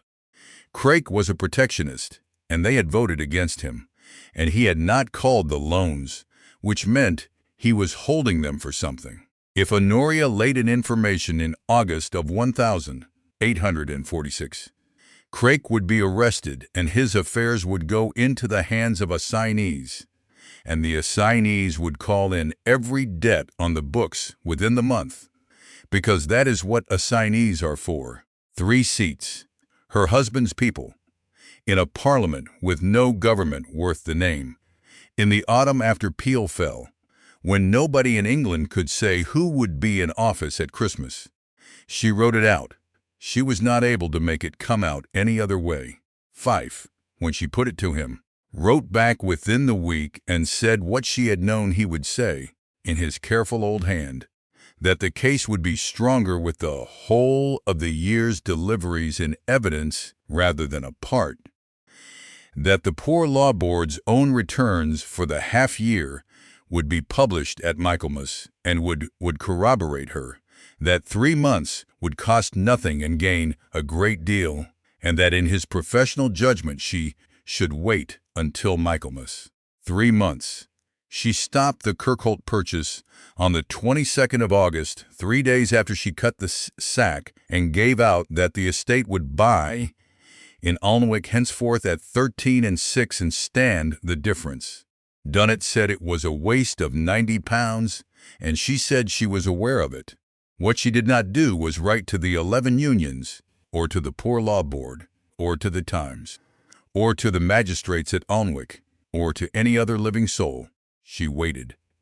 And the flour that was already in the parish, 410 stones of it, 7 consignments, bought on her signature and given out from her estate office, and eaten in every cottage between the Abbey and the quarry, since April went on being eaten. Because it was August, and it was what there was. The bloody flux came into the village in the first week of September. It took 11 people in a fortnight, which was not, the Alnwick doctor said, at all unusual for the time of year. And there was nothing to be done for any of them but boiled water and gruel and God's mercy. Of the 11, 4 were children. Peggy Yeardley died on the 17th of September, at about 4 in the morning. Honoria did not hear of it until 11, because nobody at the Abbey thought it worth the telling. She had done it, get out the trap, and she went down to the farm herself and stood in the yard, and Mrs. Yeardley came out and dropped her a curtsy, which was the thing Honoria found. Afterwards she could not get out of her head that the woman had come out of that house and curtsied to her. They buried the child on the 19th in the churchyard at Kirkholt in fine dry weather. There were perhaps 40 people. The Duchess of Ellesmere attended, stood at the back, and afterwards spoke to the father about the drainage of the bottom field, because he wished to speak about it, and she could not think of one other thing on earth to say to him. She walked back to the Abbey alone and went up to the study. The sparrow's egg was where it had been since May, on the corner of the table by the eastern window, holding down a sheaf of tile pipe estimates. Honoria Crewe picked it up and stood with it in her hand for some considerable time. She did not weep. She had not wept in November, and she did not weep now. And she went on, standing there in the cold, clean afternoon light, with the small, cracked thing in her palm, turning it over, and thinking with the part of her mind that never stopped working and never had. 3 consignments, 80 pounds of flour, 16 days. Chapter 15, she laid it before the Poor Law Board at Michaelmas, exactly as Fife had advised, and it came to nothing at all. She had expected difficulty. She had not expected the particular kind she got, which was courtesy. The board wrote back within 3 weeks over the signature of an assistant secretary and observed that the returns from the 11 unions disclosed no short delivery whatever, the receipts having been signed in each case by the union clerk, that in the absence of any complaint from a board of guardians, the commissioners did not conceive that any case was made out, and that they remained her Grace's obedient servants. Fife went up to Hull in November at her expense and came back gray about the face. The delivery books at Craik and Nephew's warehouse had been written up fair in September, he said. The originals being, as was the custom of the house, destroyed after transcription. The weighing clerk, who had served 8 of the 11 unions, had emigrated to Canada in October with £40 in his pocket. 2 of the union clerks were Craik's own former warehousemen, placed in the unions by guardians who owed him money and were not going to give evidence against him for any consideration on earth. And the flower, Your Grace, Fife said, with his spectacles in his hand. The flower is the difficulty. There is not 1 ounce of it left in Northumberland. There is a sack in my study, opened by yourself, kept by yourself, on your own premises, out of a consignment ordered on your own signature. Any counsel in England would have it out in 4 questions. He put the spectacles back on. I am very sorry. I gave you that advice and it was wrong. You gave me the advice, Honoria said. I took it. The signature on the 24th of March was mine, and the decision in June was mine, and I am not going to have you carry either of them. Thank you, Mr. Fife. Send me your account. She sat in the study for some time after he had gone. What she had done, she made herself set out plainly, was this. She had come into possession of a case in June. She had judged correctly in the narrow sense. She had checked the arithmetic since, and it was still correct, that using it in June would cost 3 of her husband's people their seats in a parliament that had no government. She had therefore held it for 3 months, and in those 3 months the man had cleaned his books, shipped his clerk to Canada, and fed the evidence to the parish. That was the whole of it. There was no version in which she had been unlucky. She had traded a certainty against a probability and had been, in the event, entirely wrong about which was which, and a child had eaten 80 pounds of flour in the interval. She told nobody. That afterwards was the part she understood least about herself, not the delay, which had at least had reasons, but the silence that came after it. She did not write it to her husband. She did not say it to Dunnet. She wrote to Fife about the law, and never once about the child, and Fife was too well bred to raise it. And so it went down into her the way a splinter goes down, covered over, working. What she did instead was work. Between October of 1846 and the following spring, she took the drainage from 400 acres to 1,100, rebuilt 9 cottages at the quarry end, and dug a new well above the village instead of below it, which cost £340 and about which she gave Dunnet no reasons whatever. She was in the estate room at 7, and frequently still there at 11 at night, and Mrs. Bramble took to leaving a tray outside the door because it came back emptier that way. Her husband came north on the 3rd of December for a fortnight. He had been 11 months in a parliament that had torn itself in half. He had lost the only government he had ever been able to work with, and he arrived at 10 at night in a state Honoria had not seen in him before, which was tired. He ate. He slept until 9, which she was told he had never done. And then he asked for the books, and she gave them to him, and he sat with them for 4 hours in the study, with the sparrow's egg at his elbow, while she went on writing on the other side of the table. At the end of it, he closed the last one and looked at her. 22 per centum off the household, he said. 1,100 acres under tile. A steward gone in 11 weeks, and the rent's up 140 in the worst season since '39. Hogarth. Did you have him prosecuted? No. A prosecution takes 9 months, and I wanted the place clean in 9 weeks. She did not look up.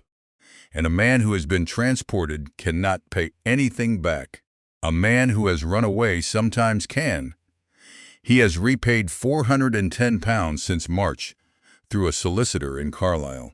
The Duke of Ellesmere laughed, a short, rough, entirely unpracticed sound that startled her badly. You have hardened, he said. Honoria's pen stopped. I mean it, as it sounds," he said. "You were sharp when I married you and you were frightened, and the fright was making you spend energy on things that did not signify. That is gone. There is nothing sentimental left in the way you work at all."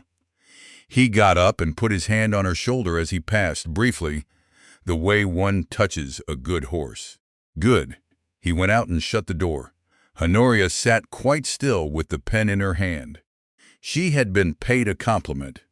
She was aware that it was the largest compliment he had ever paid her, and probably close to the largest he was capable of, and that a great many women in England would have given a finger for it. "There is nothing sentimental left in the way you work." She looked at the sparrow's egg on the corner of the table, and what went through her then was not shame, exactly, and not grief. It was something colder and more practical, and a great deal worse. The recognition that a man had walked into her study, examined the precise machinery that had killed a child in September, found it admirable, and told her so, and that he had not been mistaken about the machinery. He had only been mistaken about what it had done. "I am becoming something," she thought, "and the only person who can see it is delighted." Chapter 16. Lady Cecily Crewe came to Kirkholt for Christmas, as she did every year, and stayed until the middle of January. She was 22. She had her brother's coloring, and none of his stillness. She was quick and pretty, and expensively bored, and she had a way of laughing at the end of her own sentences that Honoria found exhausting within a day. She had a house in Bath she preferred, and an aunt in Rossshire she preferred to that, and she came to Kirkholt because it was the family's, and she would not be kept out of it. She was perfectly civil. That was the difficulty. For 3 weeks she was so civil that Honoria could not have complained of a word of it, and every word was placed like a pin. "How very energetic you are. You will find the north wing is not used. We never use the north wing. That was my mother's chair, but of course it does not signify in the least." And on the 4th of January, when Honoria asked whether the Duke's sister would care to see the new cottages at the Quarry End, "Oh, I never go down there. I have not been down there since '39. A little laugh at the end of it. "There is nothing in the village for me. The Duke left for London on the 6th. Cecily stayed another 10 days. And it was on the second of those, coming back from the stables, that Honoria found her standing in the corridor of the east wing in front of a locked door. "I was looking for the blue room," Cecily said. "The blue room is on the other side of the house." "So it is." She did not move. "Do you know I have never once asked. Has my brother told you what is in there?" "No." "No," said Lady Cecily. "He would not." She turned round, and for the first time in 3 weeks the brightness went out of her face entirely, and what was underneath it was so raw and so young that Honoria took a step back. "It has been locked since the December of '39. I was 16. I should ask him about it, if I were you. Your Grace, since you are so very good at the books, and since you like to know how things are kept." She went to Rossshire on the 16th. Honoria left the door alone for 11 days, and then she did what she always did, which was to go to the paper. She had the Kirkholt household accounts back to 1,820 in the estate room, fetched out of the muniment room in the spring, and never sent back. She took down 1,839. It was a bad year's bookkeeping, loose and rambling, but legible. And by the 3rd hour she had what she had not known she was looking for. The Duke of Ellesmere had married in April of 1,838. The household books for that year, and for the first half of 1,839, showed the ordinary traffic of a great house with a master and a mistress in it, the master's horses, the master's wine, the master's saddler, the master's postbag, 30 and 40 entries a month. And then, in the last week of May 1,839, all of it stopped. Not the household. The household went on. the kitchen, the laundry, the coal. A doctor from Alnwick in June and again in July and 4 times in August. And she went back and checked it twice a monthly charge for the carriage of letters to London every month without a break. But of the master of the house, from the last week of May 1839 to the 11th of December, there was not one entry of any kind. No horses, no wine, no post bag out. Nothing, 6.5 months. Honoria sat back and looked at the column and thought about a doctor coming 4 times in August, and about a monthly charge for the carriage of letters to a man who was in London and buying nothing there that Kirkholt paid for, and about a woman of 23 in a house 9 miles from the sea. The 11th of December, 1839, showed a single entry in the steward's hand. Paid, mason at Alnwick on exact, a monument in the church 14. She got up and rang, and asked Mrs. Bramble for the keys to the east wing, and Mrs. Bramble, who had been at Kirkholt for 31 years, said, "Yes, Your Grace," and went and fetched them, and did not ask a single question, which told Honoria more than the books had. Chapter 17. It was a bedroom and a sitting room, shut up in a hurry. The furniture was under Holland covers gray with 7 years of dust, and there was still a cake of soap, cracked and yellow as old ivory, in the dish on the washstand. The grate had ash in it. Somebody had put out a fire in this room in December of 1839, and nobody had swept it since. Honoria opened the shutters and stood in the flat white winter light with the keys in her hand. The desk in the sitting room was not locked. There was a great deal in it, and none of it concealed. Household lists, a receipt for gloves, 3 novels, a folded piece of embroidery with the needles still in the linen, and at the back of the middle drawer a common quarto notebook in a marbled cover, and under it, tied with tape, 7 letters. Honoria looked at the letters for some time before she picked them up. They were addressed in a round, unformed, slightly childish hand to His Grace the Duke of Ellesmere, Ellesmere House, Grosvenor Square, London. They were dated in the corner June, July, 2 in August, September, October, November of 1839. They were sealed, not opened and refolded. Sealed, with the wafer unbroken, all 7, and on the outside of each, in a different hand, a hard, wired hand she knew, as well as her own, a single line of ink. Rex 14 June 39. 2 July 39. Somebody had received these letters, and written the date of receiving them on the outside, and not opened them, and kept them for 7 years. Honoria sat down on the edge of the shrouded chair and read the notebook instead, because she found she could not break a seal that a dead woman had put there. It was not a diary of any literary kind. Isabel Crewe had not been a clever woman, which was the first thing that came off the pages, and the thing that turned out to matter most. She wrote about the weather and a spaniel, and her clothes. She wrote lists of the flowers she meant to put in the south border, she recorded, in April 1838, that she had been married on Tuesday, and everybody had been very kind. She had been 19. In the first winter, she wrote about being frightened of him, in a small, matter-of-fact way, the way one writes about a cold house. In the spring of 1839, she wrote that she was to have a child in the autumn, and that he had said it was well. In May she wrote, "A says I am to stay at K for the whole summer, and that he must be in town. I said, could I not come as far as Doncaster, and he said what would be the use of it." In June she began writing to him, and copying out afterward what she had written, which is what people do when they are not sure they are being read. The entries got shorter through the summer. There was a doctor in June about a swelling in her ankles, and again in July, and in August 4 times. And after August, there is no doctor in the book because there was no need to write him down any longer. He was simply there. In September she wrote, in the middle of a paragraph about the south border, "I do not think he will come. I have stopped saying to Mrs. B that he will come because she is kind to me about it, and I cannot bear it."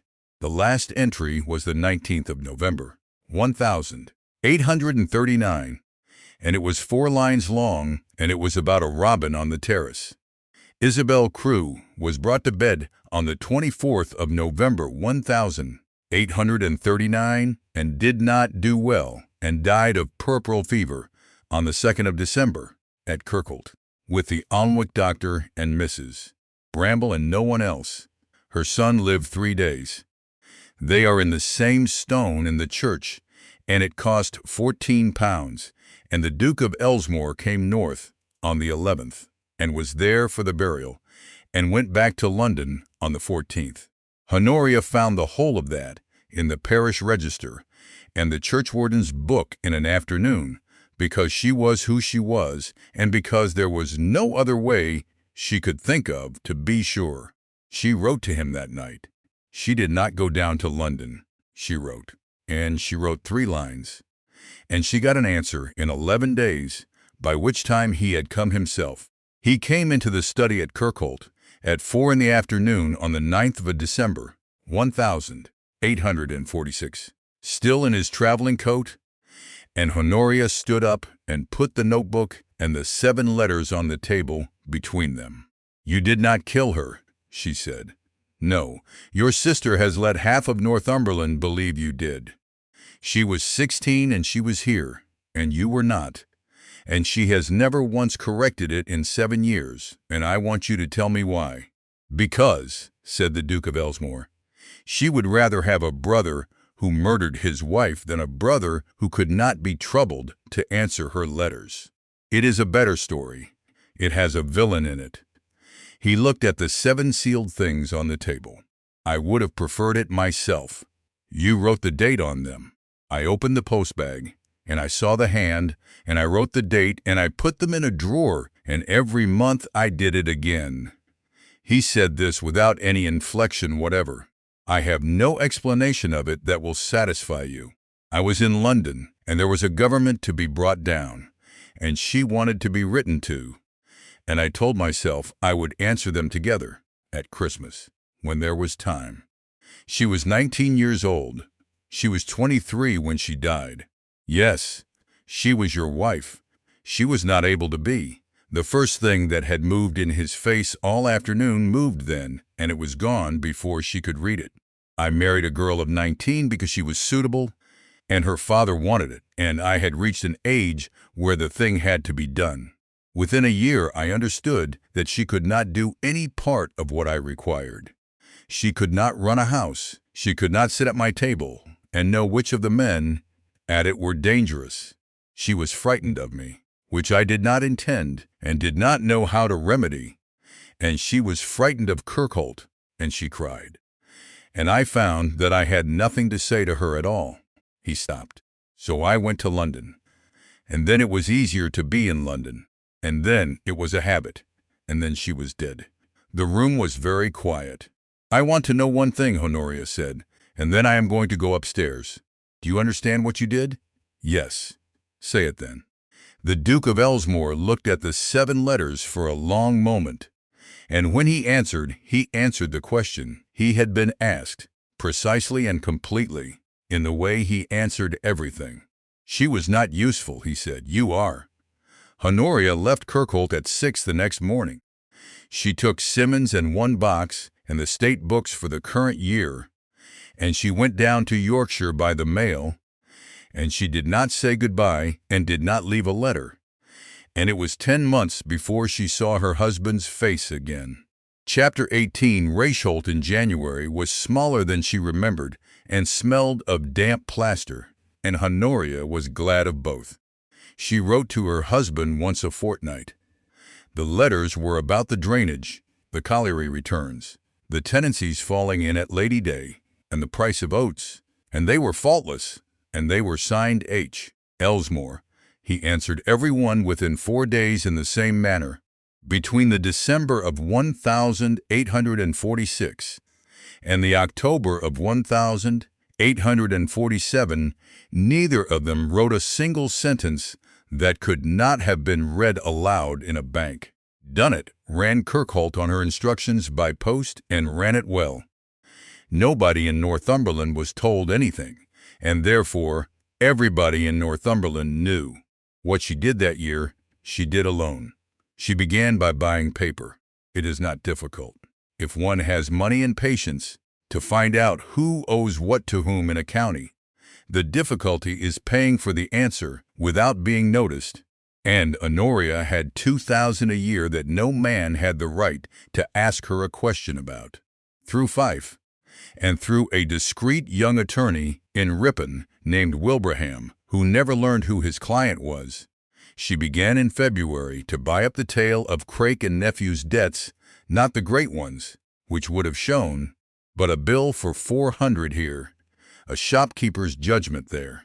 By August, she held rather more than £9,000 of Sir Josiah Craik's obligations at an outlay of under $3, and not one of them was worth a farthing to her while he was solvent.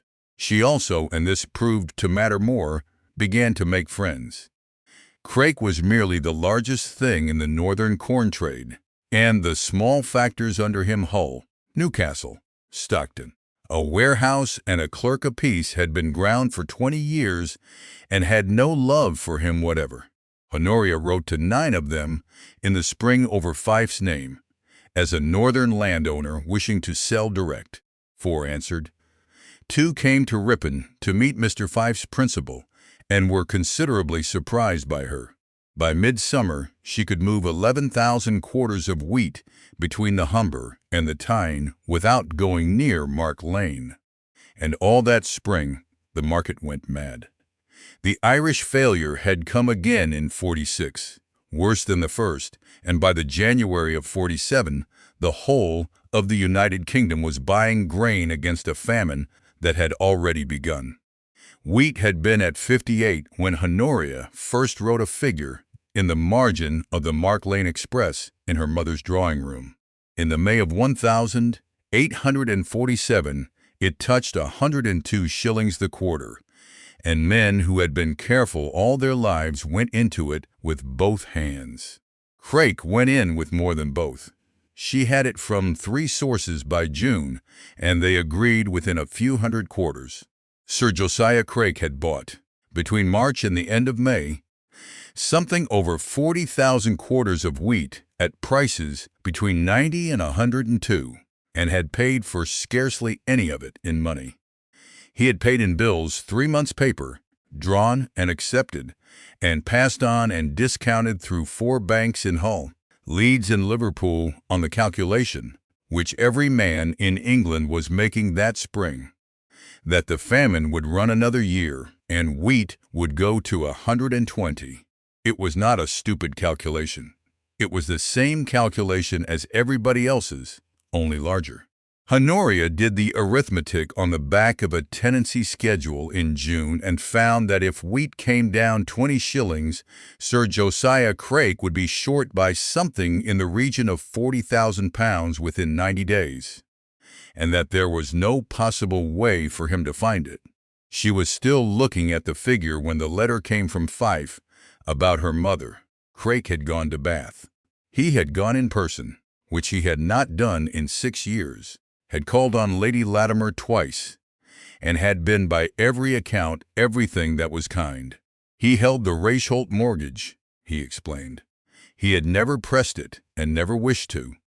He was distressed beyond words to find the arrears at £4,300, and he had no desire on earth to see the family name in a county paper. And he had explained that her daughter had left the Duke of Ellesmere in December, and had been living apart from him for 7 months, which anybody in Northumberland would confirm, and that a woman in that position could not be looked to for assistance. He had come back on the 3rd call with a deed. It did not sell anything. Honoria read the copy Fife sent up twice before she believed how neat it was.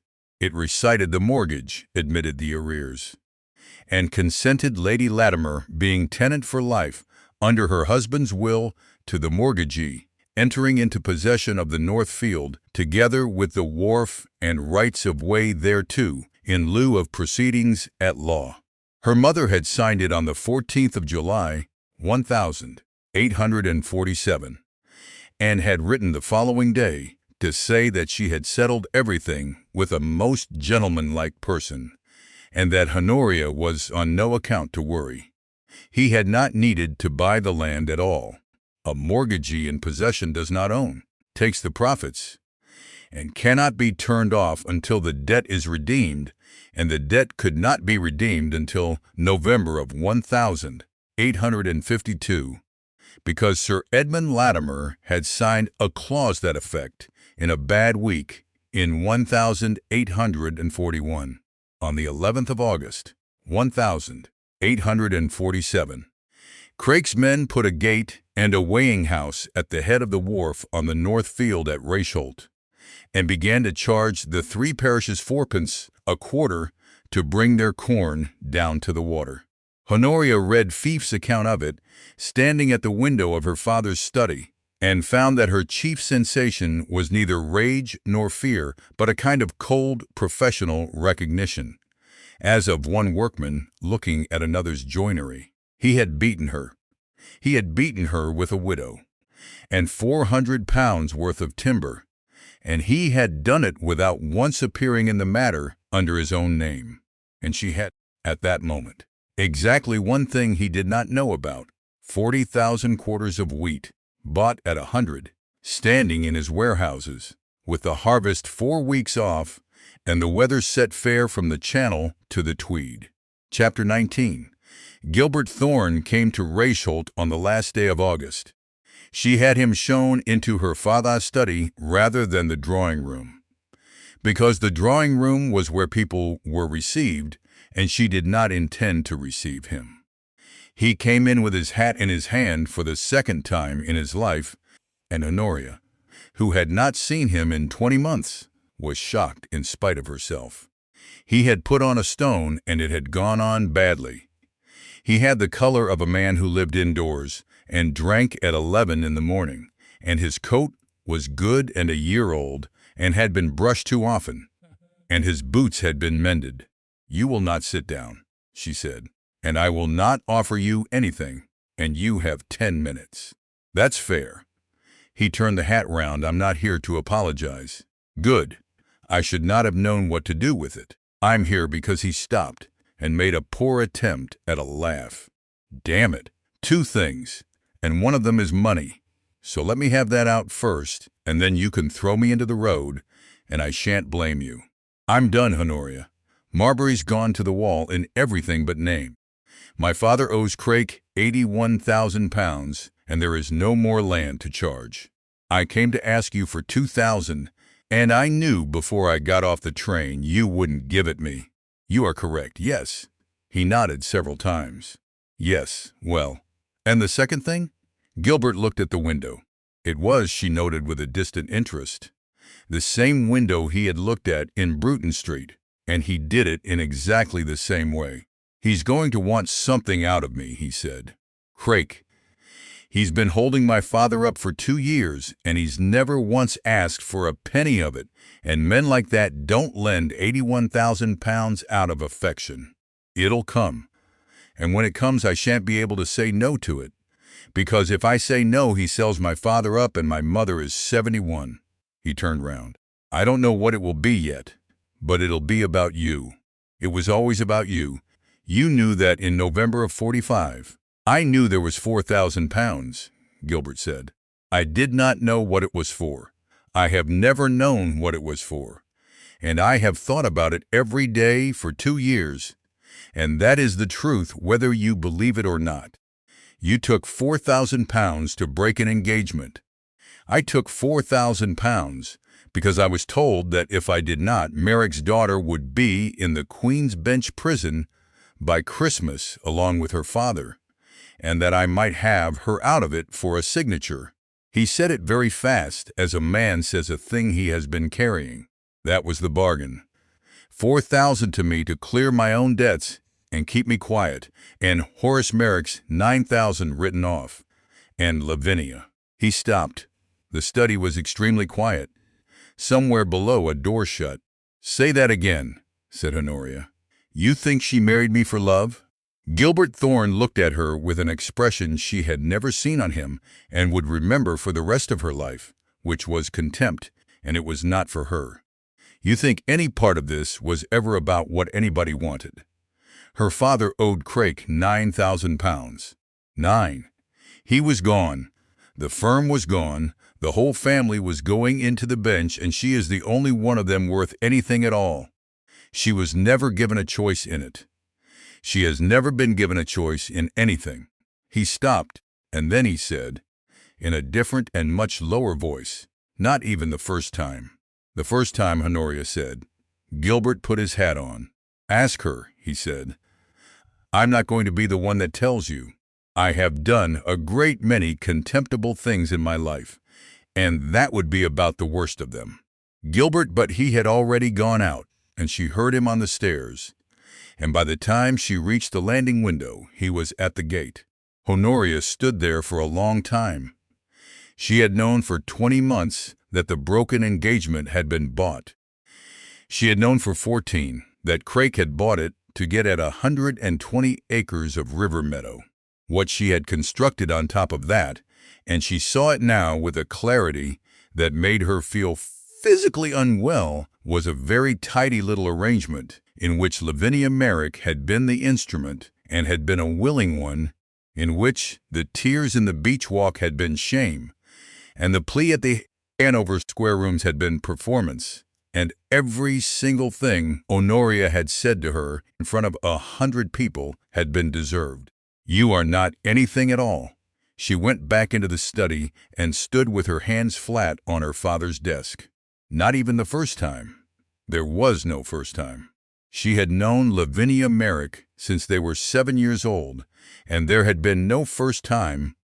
There had been Gilbert Thorne riding over her mother's tulips at 13 and 11 summers, and an engagement in the spring of 1843 that had surprised precisely nobody. Honoria stopped. The spring of 1843. She had been 22, and Gilbert had come to Raysholt in the April, and had been strange all week, and had proposed to her on the Thursday in the orchard in a manner she had put down at the time to nerves, and Lavinia had been staying in the house, and Lavinia had gone home on the Wednesday, a full 4 days before she had meant to, and had written afterwards to say she had been unwell. She had been unwell for 6 weeks. Honoria sat down in her father's chair and put her hand over her mouth. Chapter 20 she wrote on the 1st of September and had no answer. She wrote again on the 8th. On the 14th, at 6:30 in the evening, a fly from the station at Boroughbridge came up the Raysholt Drive, and Lavinia Thorne got out of it carrying a tin box. She was so much altered that Simmons did not know her at the door. She had been a golden creature. She was now a thin, brown, weathered woman of 26 who looked 40, in a black dress 2 seasons old, and there was nothing whatever left in her face of the girl who had put her boots on the fender. She came into the study and put the tin box on the table. It was a biscuit box, japanned, with a picture of Windsor Castle on the lid, and stood with her hands at her sides. "I am not going to cry," she said. "I want you to know that at the start, because if you are expecting it, we shall both waste an hour. Sit down." "No." Lavinia looked at the box. "There are 3 things, and then I shall go. May I say them in order? I have said them to myself on the train a great many times, and I shall lose the thread if you ask me questions." "Say them." "The first is April of 43. Her voice went flat and stayed flat the whole way through. "Gilbert asked me to marry him on the Tuesday, in the shrubbery, before he ever spoke to you. I refused him. I refused him because my father had been going down for 2 years, and I knew it, and Gilbert did not. And a Thorne of Marbury, who married Horace Merrick's daughter, would have had a bankrupt's family, round his neck for 30 years and would have hated me by 40. So I said no. And then he was wretched and did not know what to do with himself, and I told him she stopped for the first time. I told him he should marry you. I said it twice. I said it on the Tuesday night, and I said it again on the Wednesday morning before I went home. Honoria did not move. You gave him to me. I did not give him to you. You were not a Lavinia's hands closed. I steered him. Like a fool. Like somebody in a novel. And I was 22 and I thought I was being magnificent, and I have never told a living soul in 4 years. And I am not telling you now to be thanked for it. Why are you telling me? Because you have to know I chose it, she said. That is the whole of it. That was the one thing in my life I chose. Everything else was done to me, and I want one thing on the table that was mine. Honoria found that she had sat down. The second, said Lavinia. October of 45, at Lady Ottershaw's, in the beach walk. You saw us. I knew you saw us, and I have known for 2 years. He gave me a paper. It was a copy of a letter from Ballantyne and Roke of Hull to my father, dated the 11th, giving him 14 days to find £9,100 or be made bankrupt, and stating in the last paragraph, I have it by heart, that the principal was willing to hold his hand entirely and to cancel the debt upon the fulfillment of a certain condition which had been communicated separately to Lord Ashgrove. The condition being that I marry him, Lavinia said, and that he break with you before the third reading of the banns. Before the third reading. It was in the letter. I did not know why it had to be before the third reading, and I do not know now. She drew a breath. My father is 68. He has a bad heart, and he cries. There were the bench, and my 2 brothers, and I sat in a hedge in Richmond, and I did the sum, and there was only one answer to it, and I did it. I am not asking you to say I was right. I have never once thought I was right. I am telling you I knew exactly what I was doing to you, and I did it anyway. And the concert, Honoria said, the Hanover Square rooms. I was sent. For the first time, something came up in the flat voice. He wrote it out for me. Crake. 3 sentences, and I was to say them in a public room where people could hear, and I was to ask you to forgive me. He wanted you softened. Do you see? He wanted it about him and her and a wicked friend, because so long as it is a story about a broken heart, nobody in England ever looks at a mortgage. And I said them. And you answered me the way you did, and every word of it was fair, and I went home and was sick. You told me to ask about the Northfield. Yes, said Lavinia. That was not in the 3 sentences. There was a long silence in the study. The third thing, Lavinia said, and put her hand on the tin box. In the June of 46, I copied a letter of his. There was no plan in it.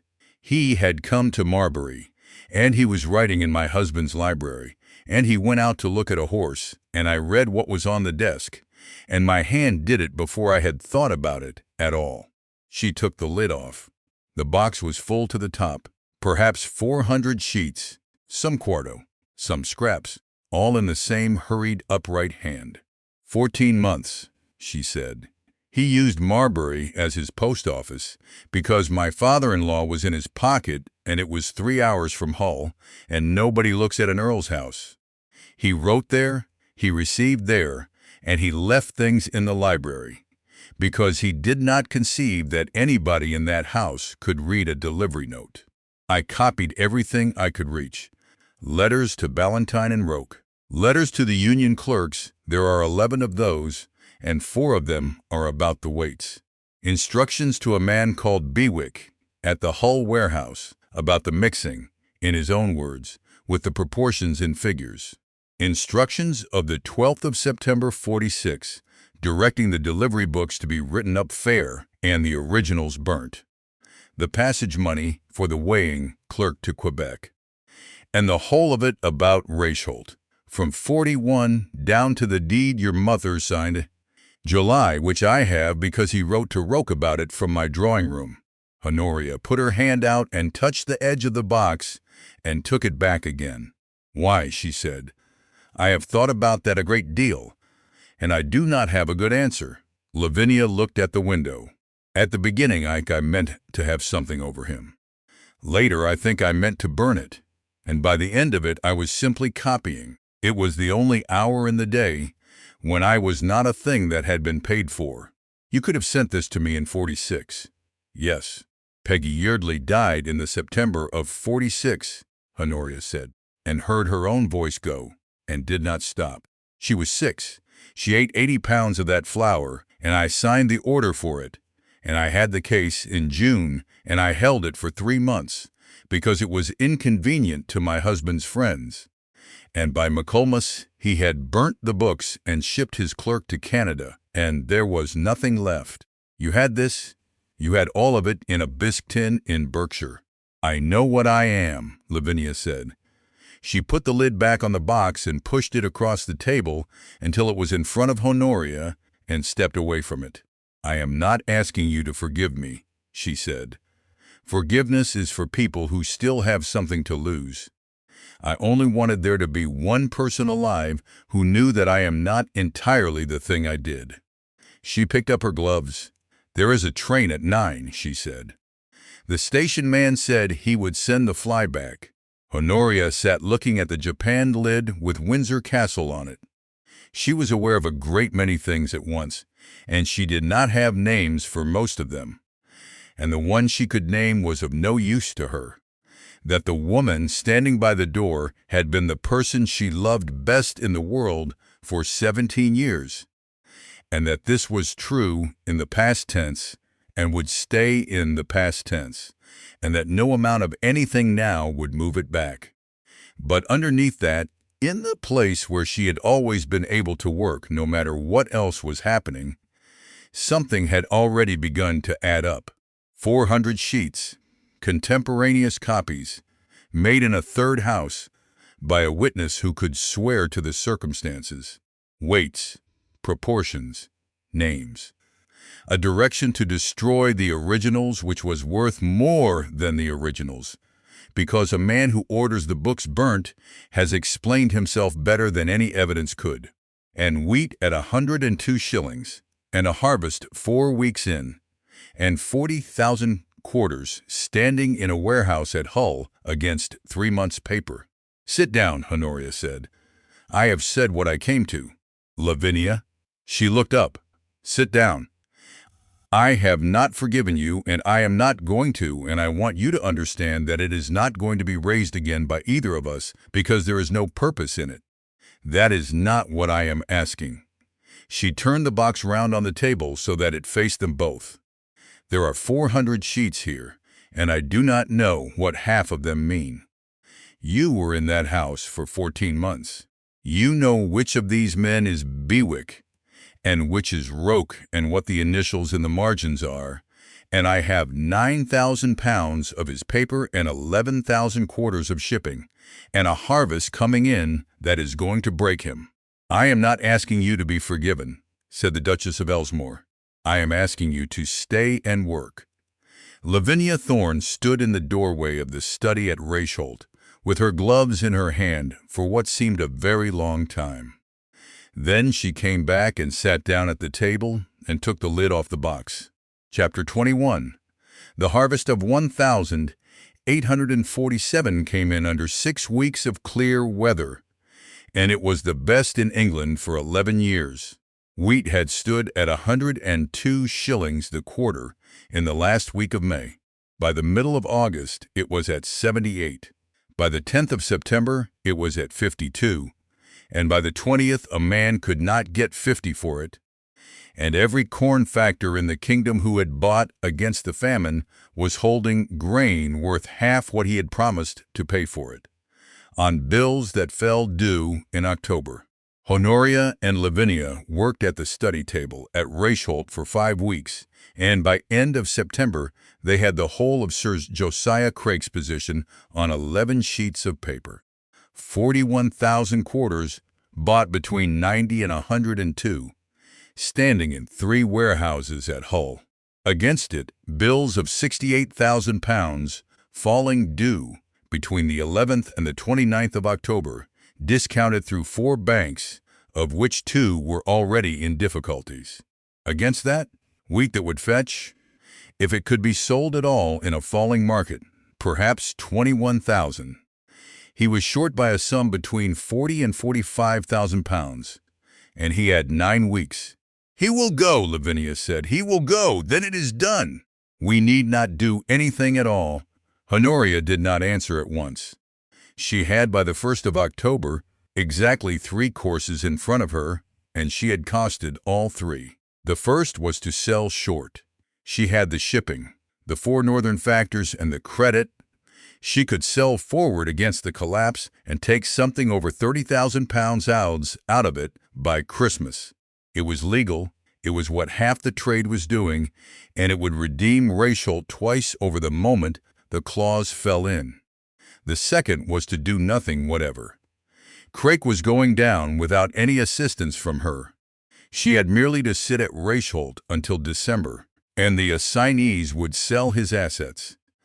And the Northfield mortgage was an asset, and she could buy it at a discount from men who wanted cash. The third was to publish the box, and the third would not do, and she had known it for a fortnight, and had gone on hoping the arithmetic would change. The whole of Craik's paper was in 4 banks. 2 of them were the Humber Union and the Tyne and Wear District, which were small country banks holding the deposits of about 1,100 farmers, tradesmen and tenants between Hull and Berwick, including, as it happened, 140 of the Kirkholt tenantry, whose rents she herself had told them to bank there. If a criminal information were laid against Sir Josiah Craik in the 2nd week of October, in the middle of a general panic, both banks would stop within the week and neither would open again. And every man who had put £9 in them would lose it. She wrote it out for Fife and had his answer on the 4th. He was, he wrote, entirely of one mind with her Grace as to the 3rd course, which no responsible adviser could countenance. As between the 1st and the 2nd, he inclined to the 2nd as being the more certain and the less exposed, but should her Grace prefer the 1st, he would put her in the way of it. He was, in either event, her Grace's obedient servant, and he begged leave to add that after 2 years he was very glad to see the matter coming to a conclusion. Honoria read the letter twice and put it down. Coming to a conclusion. Craik would be a bankrupt by December. He would lose his seat, and his baronetcy would become a joke. The mortgage would come to her at a discount, and the gate at the head of the wharf would come down in the spring, and Rachel would be safe, and her mother could be told that a most gentlemanlike person had been mistaken.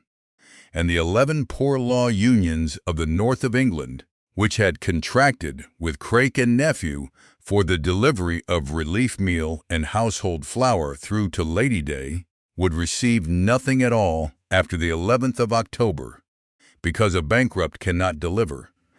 And the guardians would go into the market in the middle of the worst commercial panic in living memory to buy flour at whatever it cost, with no money, in a winter that was already promising to be hard. Between the Tyne and the Humber, they came to something over 11,000 people.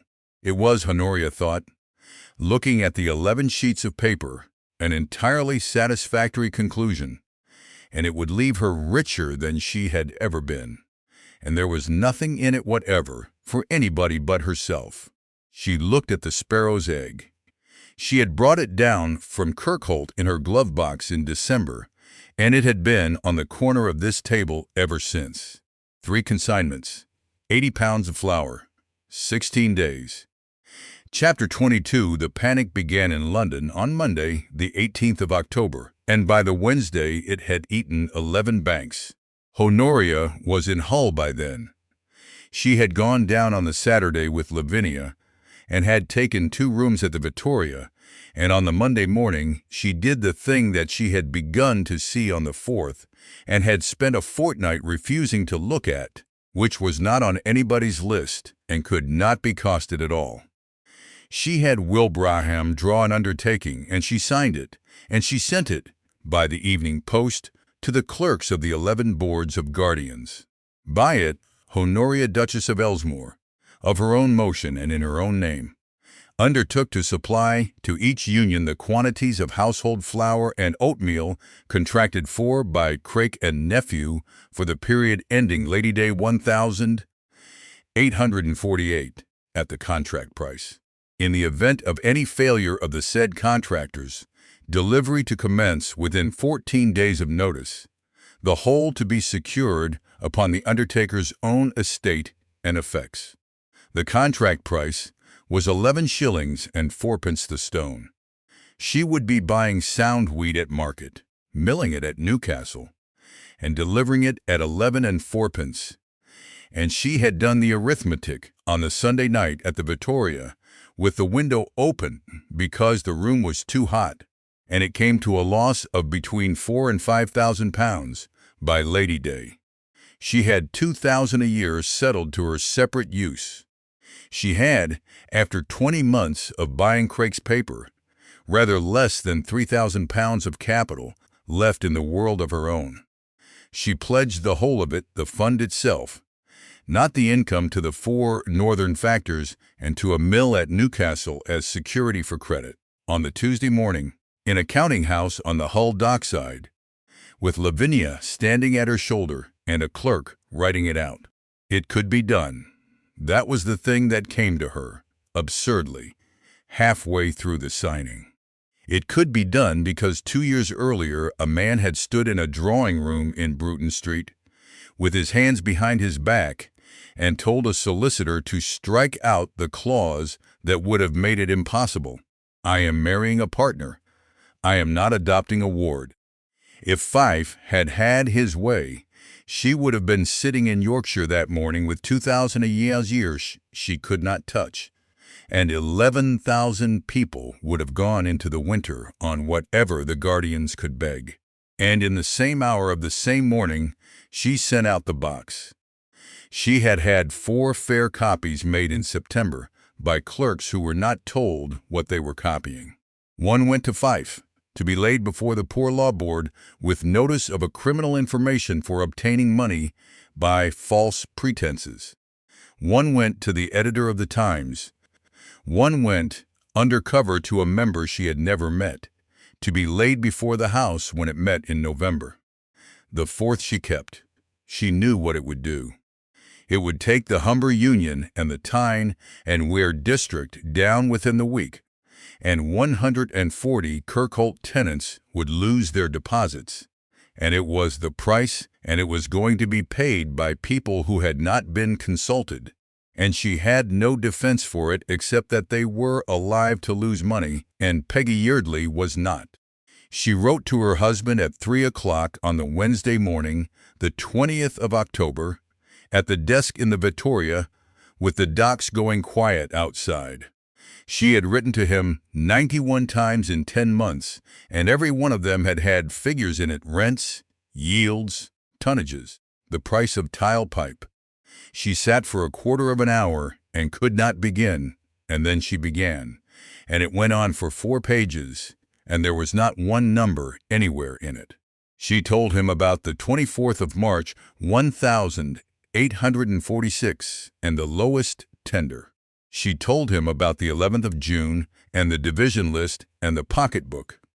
She told him what she had found in the sack on the 20th of August, and what she had decided in the 4 days after, and why, and that the why had been about his 3 members, and that it had been sound, and that she had checked it since, and it was still sound.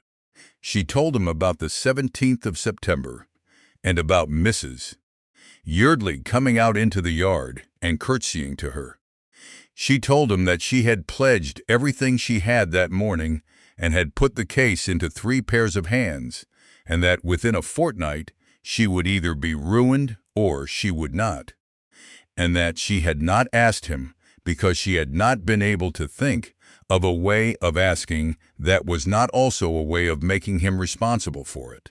She wrote, near the end, "You told me in December of last year that I had hardened and that there was nothing sentimental left in the way I work, and that it was good. You were not wrong about the fact. You were wrong about what it was worth, and I did not correct you, because I wanted to be told what you told me. I have thought since that Isabel wrote to you 7 times, and you did not open the letters, and that I heard a child die of my own signature and did not open it either. We are not different, Alaric. We are the same thing at different distances. I am not asking you to come. I am telling you what I have done, because I find that I cannot do it and also be the sort of woman who does not tell you. She sent it by the first post on the 20th, and went back to work, and did not expect an answer. Chapter 23. Gilbert Thorne came to Hull on the Friday. He came on the night train, and he had no luggage, and he had been rained on for the length of the platform, and he stood in the sitting room of Honoria's rooms at the Victoria at 7:30 in the morning, dripping onto the carpet with his wife looking at him from the other side of the table. "He's had me at Marbury 3 days," he said. "He wants me to swear an affidavit." Neither woman said anything. "That the Kirkholt contract of March 46 was got up between you and him," Gilbert said. "That you knew the terms, that you took a consideration on it, that the deficiency in the weights was to your account, and that you have laid this information to cover yourself. Now the thing has come out." He wiped his face with his hand. "He has it drawn. It is 11 pages. He wants it sworn before a commissioner today and in the hands of the Times by Monday. And if I do it, he undertakes to renew my father's bills at Christmas. And if I do not, he sells Marbury before Lady Day, and my mother goes into lodgings at Reading." "And," said Lavinia. Gilbert looked at her. "I told him to go to hell," he said. He sat down without being asked, which she thought afterwards was the only entirely natural thing he did in the whole of that morning. "It won't answer, you know," he said, "me refusing. He'll get somebody. There's 4 men at that warehouse would swear the moon was cheese for 11 pounds. "They are not the heir to an earldom," said Honoria. "You are. That is precisely why he came to you." "Yes." He almost laughed. "Yes, that had occurred to me at about Doncaster. He swore an information before the magistrates at Hull on the 23rd of October, 3 days after he had been asked to perjure himself, and nobody had asked him to, and he put the whole of it in.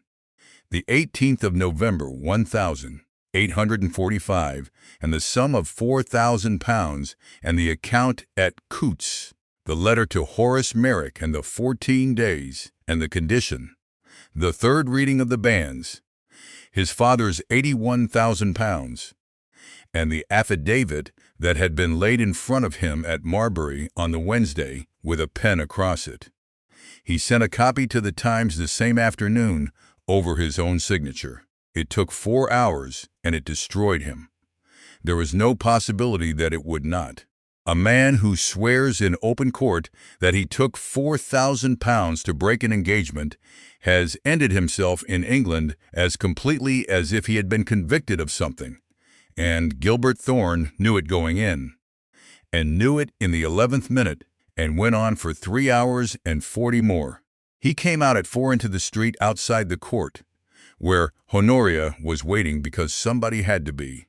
They stood a moment in the wind. "I didn't do it to be forgiven," he said. "I know it doesn't buy anything." "No," said Honoria, "it doesn't." Gilbert Thorne nodded, and something in his face let go. "Good," he said. "I can't abide being in debt." Chapter 24. On Monday, the 25th of October, the government suspended the Bank Charter Act, and by the Wednesday the panic was over, and half the commercial houses in England were dead. Craik and Nephew stopped on the 26th. Honoria was in Hull.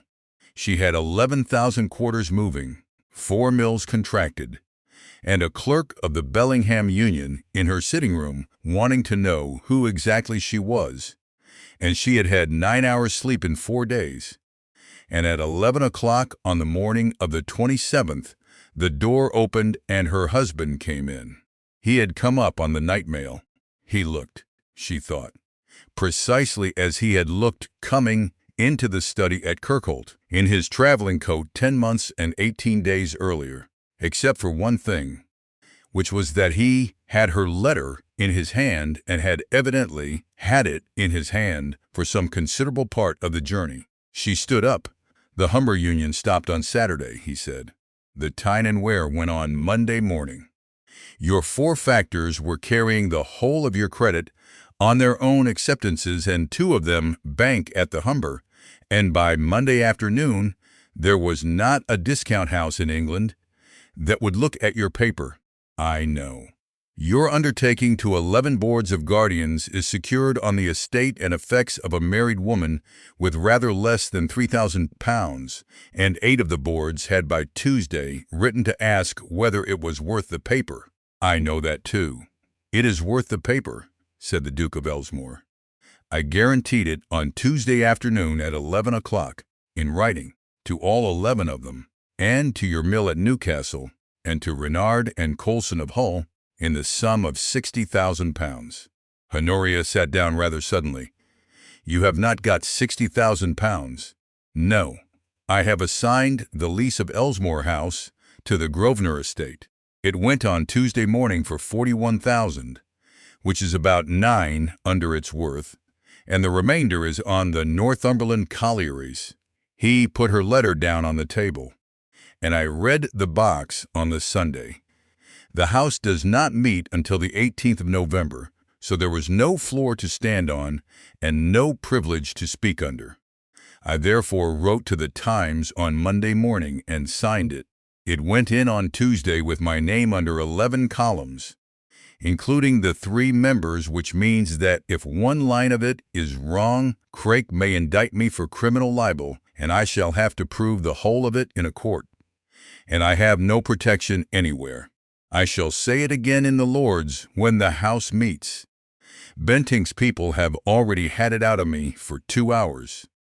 There will be no office for me under any government now living, and I want that understood between us before anything else is said, because I do not intend to have it produced later as a grievance by either of us. The room was silent.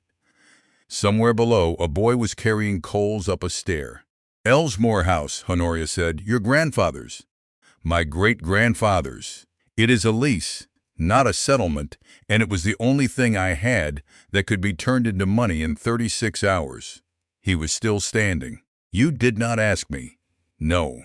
Why not? Because you would have said yes, said Honoria, and I should never afterwards have known whether I would have done it if you had said no. The Duke of Ellesmere looked at her for a long moment. She wrote to me 7 times, he said. I did not open one of them. You wrote to me once. He did not say anything else about it. He did not say it that morning, or that winter, or in the 14 years that followed, and Honoria never asked him to. Sir Josiah Craik came to Hull on the 2nd of November. He came alone, in a hired fly, to the Victoria, and he sent up his name. And Honoria had him shown into the sitting room, because she wanted to see him at close quarters exactly once. He was 60 and looked it now. He stood in the middle of the room with his hat in both hands and made her a small correct bow, and he was, to the last inch, everything that was reasonable. He had, he said, a proposal.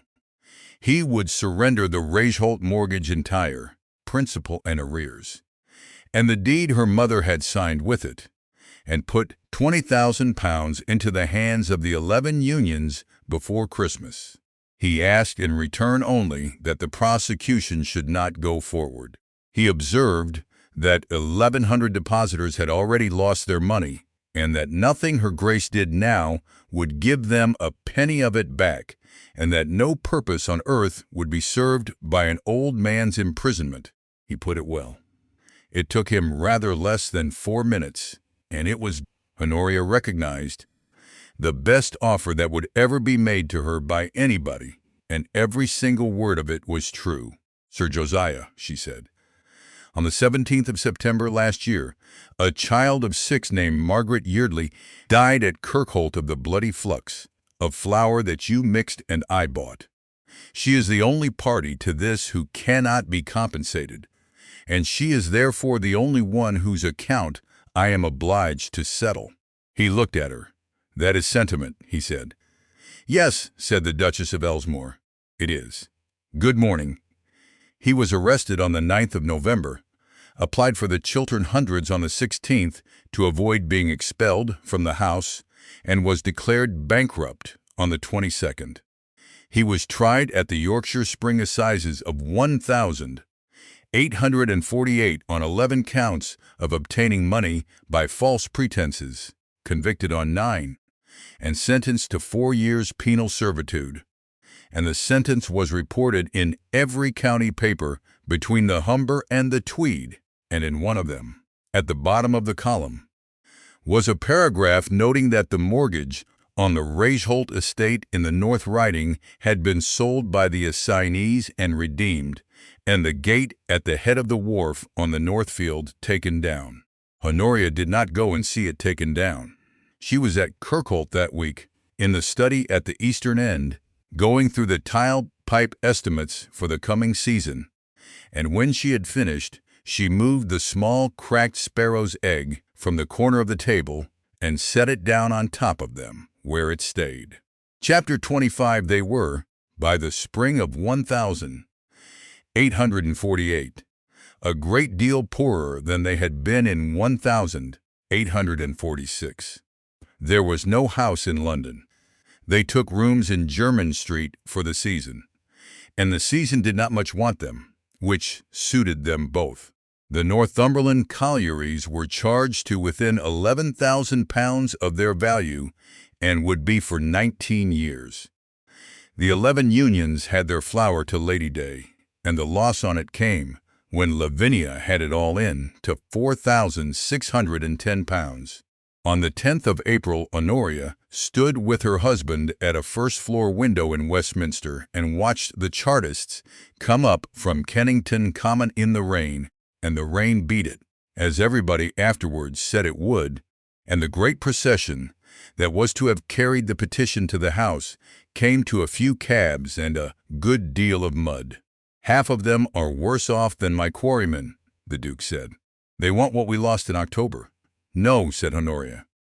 "They want what we have never once been without."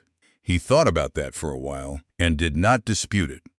The cholera came in the autumn and went through the northern towns and into the villages, and the act that gave the parishes power to do anything about it did not pass until the September, and was permissive when it came. Honoria did not wait for it.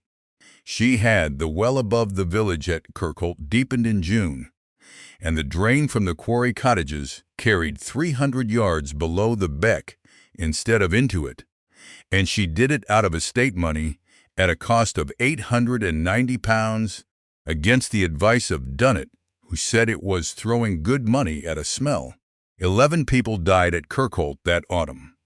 In the parish 6 miles down the valley, which had the same population and a well below the beck, there were 59. Nobody thanked her for it because nobody could see it. That was the whole nature of it. The 59 who did not die at Kirkholt had no names and never would have, and could not be entered in any ledger she possessed. Honoria found she minded that less than she had expected to. Her marriage, in those years, became what it had never been in the first two. Not a treaty and not a romance either, but the thing that grows between two people who have each seen the other at the exact bottom and have gone on turning up. He was a difficult, cold, frequently absent man who had let a girl of 23 die alone in his own house because it was inconvenient to answer her letters, and he knew it, and he never once asked to be told it did not signify. But he had sold his great-grandfather's house in 36 hours without being asked, and she had married him for a fortress and had ended by building one for him instead, and somewhere in there, through no plan of anybody's, and against the entire architecture of the arrangement they had signed in December of 1845, the thing had become real. It was built. It was not given. Honoria, who had spent her life distrusting anything she had not seen the working of, found that this was the only ground on which she could have stood at all. On the 1st of May, 1851, the Great Exhibition opened in Hyde Park, and the Duke and Duchess of Ellesmere walked under the glass with 60,000 other people and could hardly hear each other speak. She was 30. There was no house in Grosvenor Square and would not be again. There was, at Kirkholt, 2,000 acres of tile drainage, a colliery still charged and paying, and the lowest mortality among children under 5 of any parish in Northumberland, a fact recorded in a Registrar General's return that perhaps 9 people in England had ever read, and which Honoria had had copied out and kept. Lavinia Thorne ran a corn brokerage at Hull. It stood in a man's name on the door, because the trade would not have dealt with a woman's, and the man was a clerk of 45 who was paid a good salary to be a name, and in the books, in the ledgers, in the letter books, in the bought and sold notes, the hand was hers. She and Honoria wrote to one another 11 times a year on business and met 4 times, and they were not friends, and they never once used the word, and neither of them had ever raised the autumn of 1845 again in 6 years. They were partners, which had turned out to be the more durable thing. Lady Cecily Crewe had put up a new stone in the church at Kirkholt in 1849 to Isabel, Duchess of Ellesmere, and to her son, with both their names on it and the dates. Honoria paid the mason. Neither of them ever mentioned it to the other, or to him. They saw Gilbert Thorne once, in the nave, at a distance of 40 yards, in the crowd by the Indian Court. He was clerk to an insurance office in Cornhill at £110 a year and had been for 2 years, and he looked well enough. He saw them at the same moment. Neither party moved, and neither bowed, and after a second or two, the crowd carried him off toward the fountain. Honoria stood under 60,000 square feet of glass, with her hand on her husband's arm, and thought about a sparrow's egg on the corner of a table 9 miles from the sea. The calculation had kept her alive. She had never once been sorry for it. And she was not sorry for it now. It had got her out of a drawing room in Bruton Street, through a ballroom at Marchwood House, and across 5 years that would have broken almost anybody she knew. But it had never in its life given her a reason to be alive. And it never would, because that was not what it was for.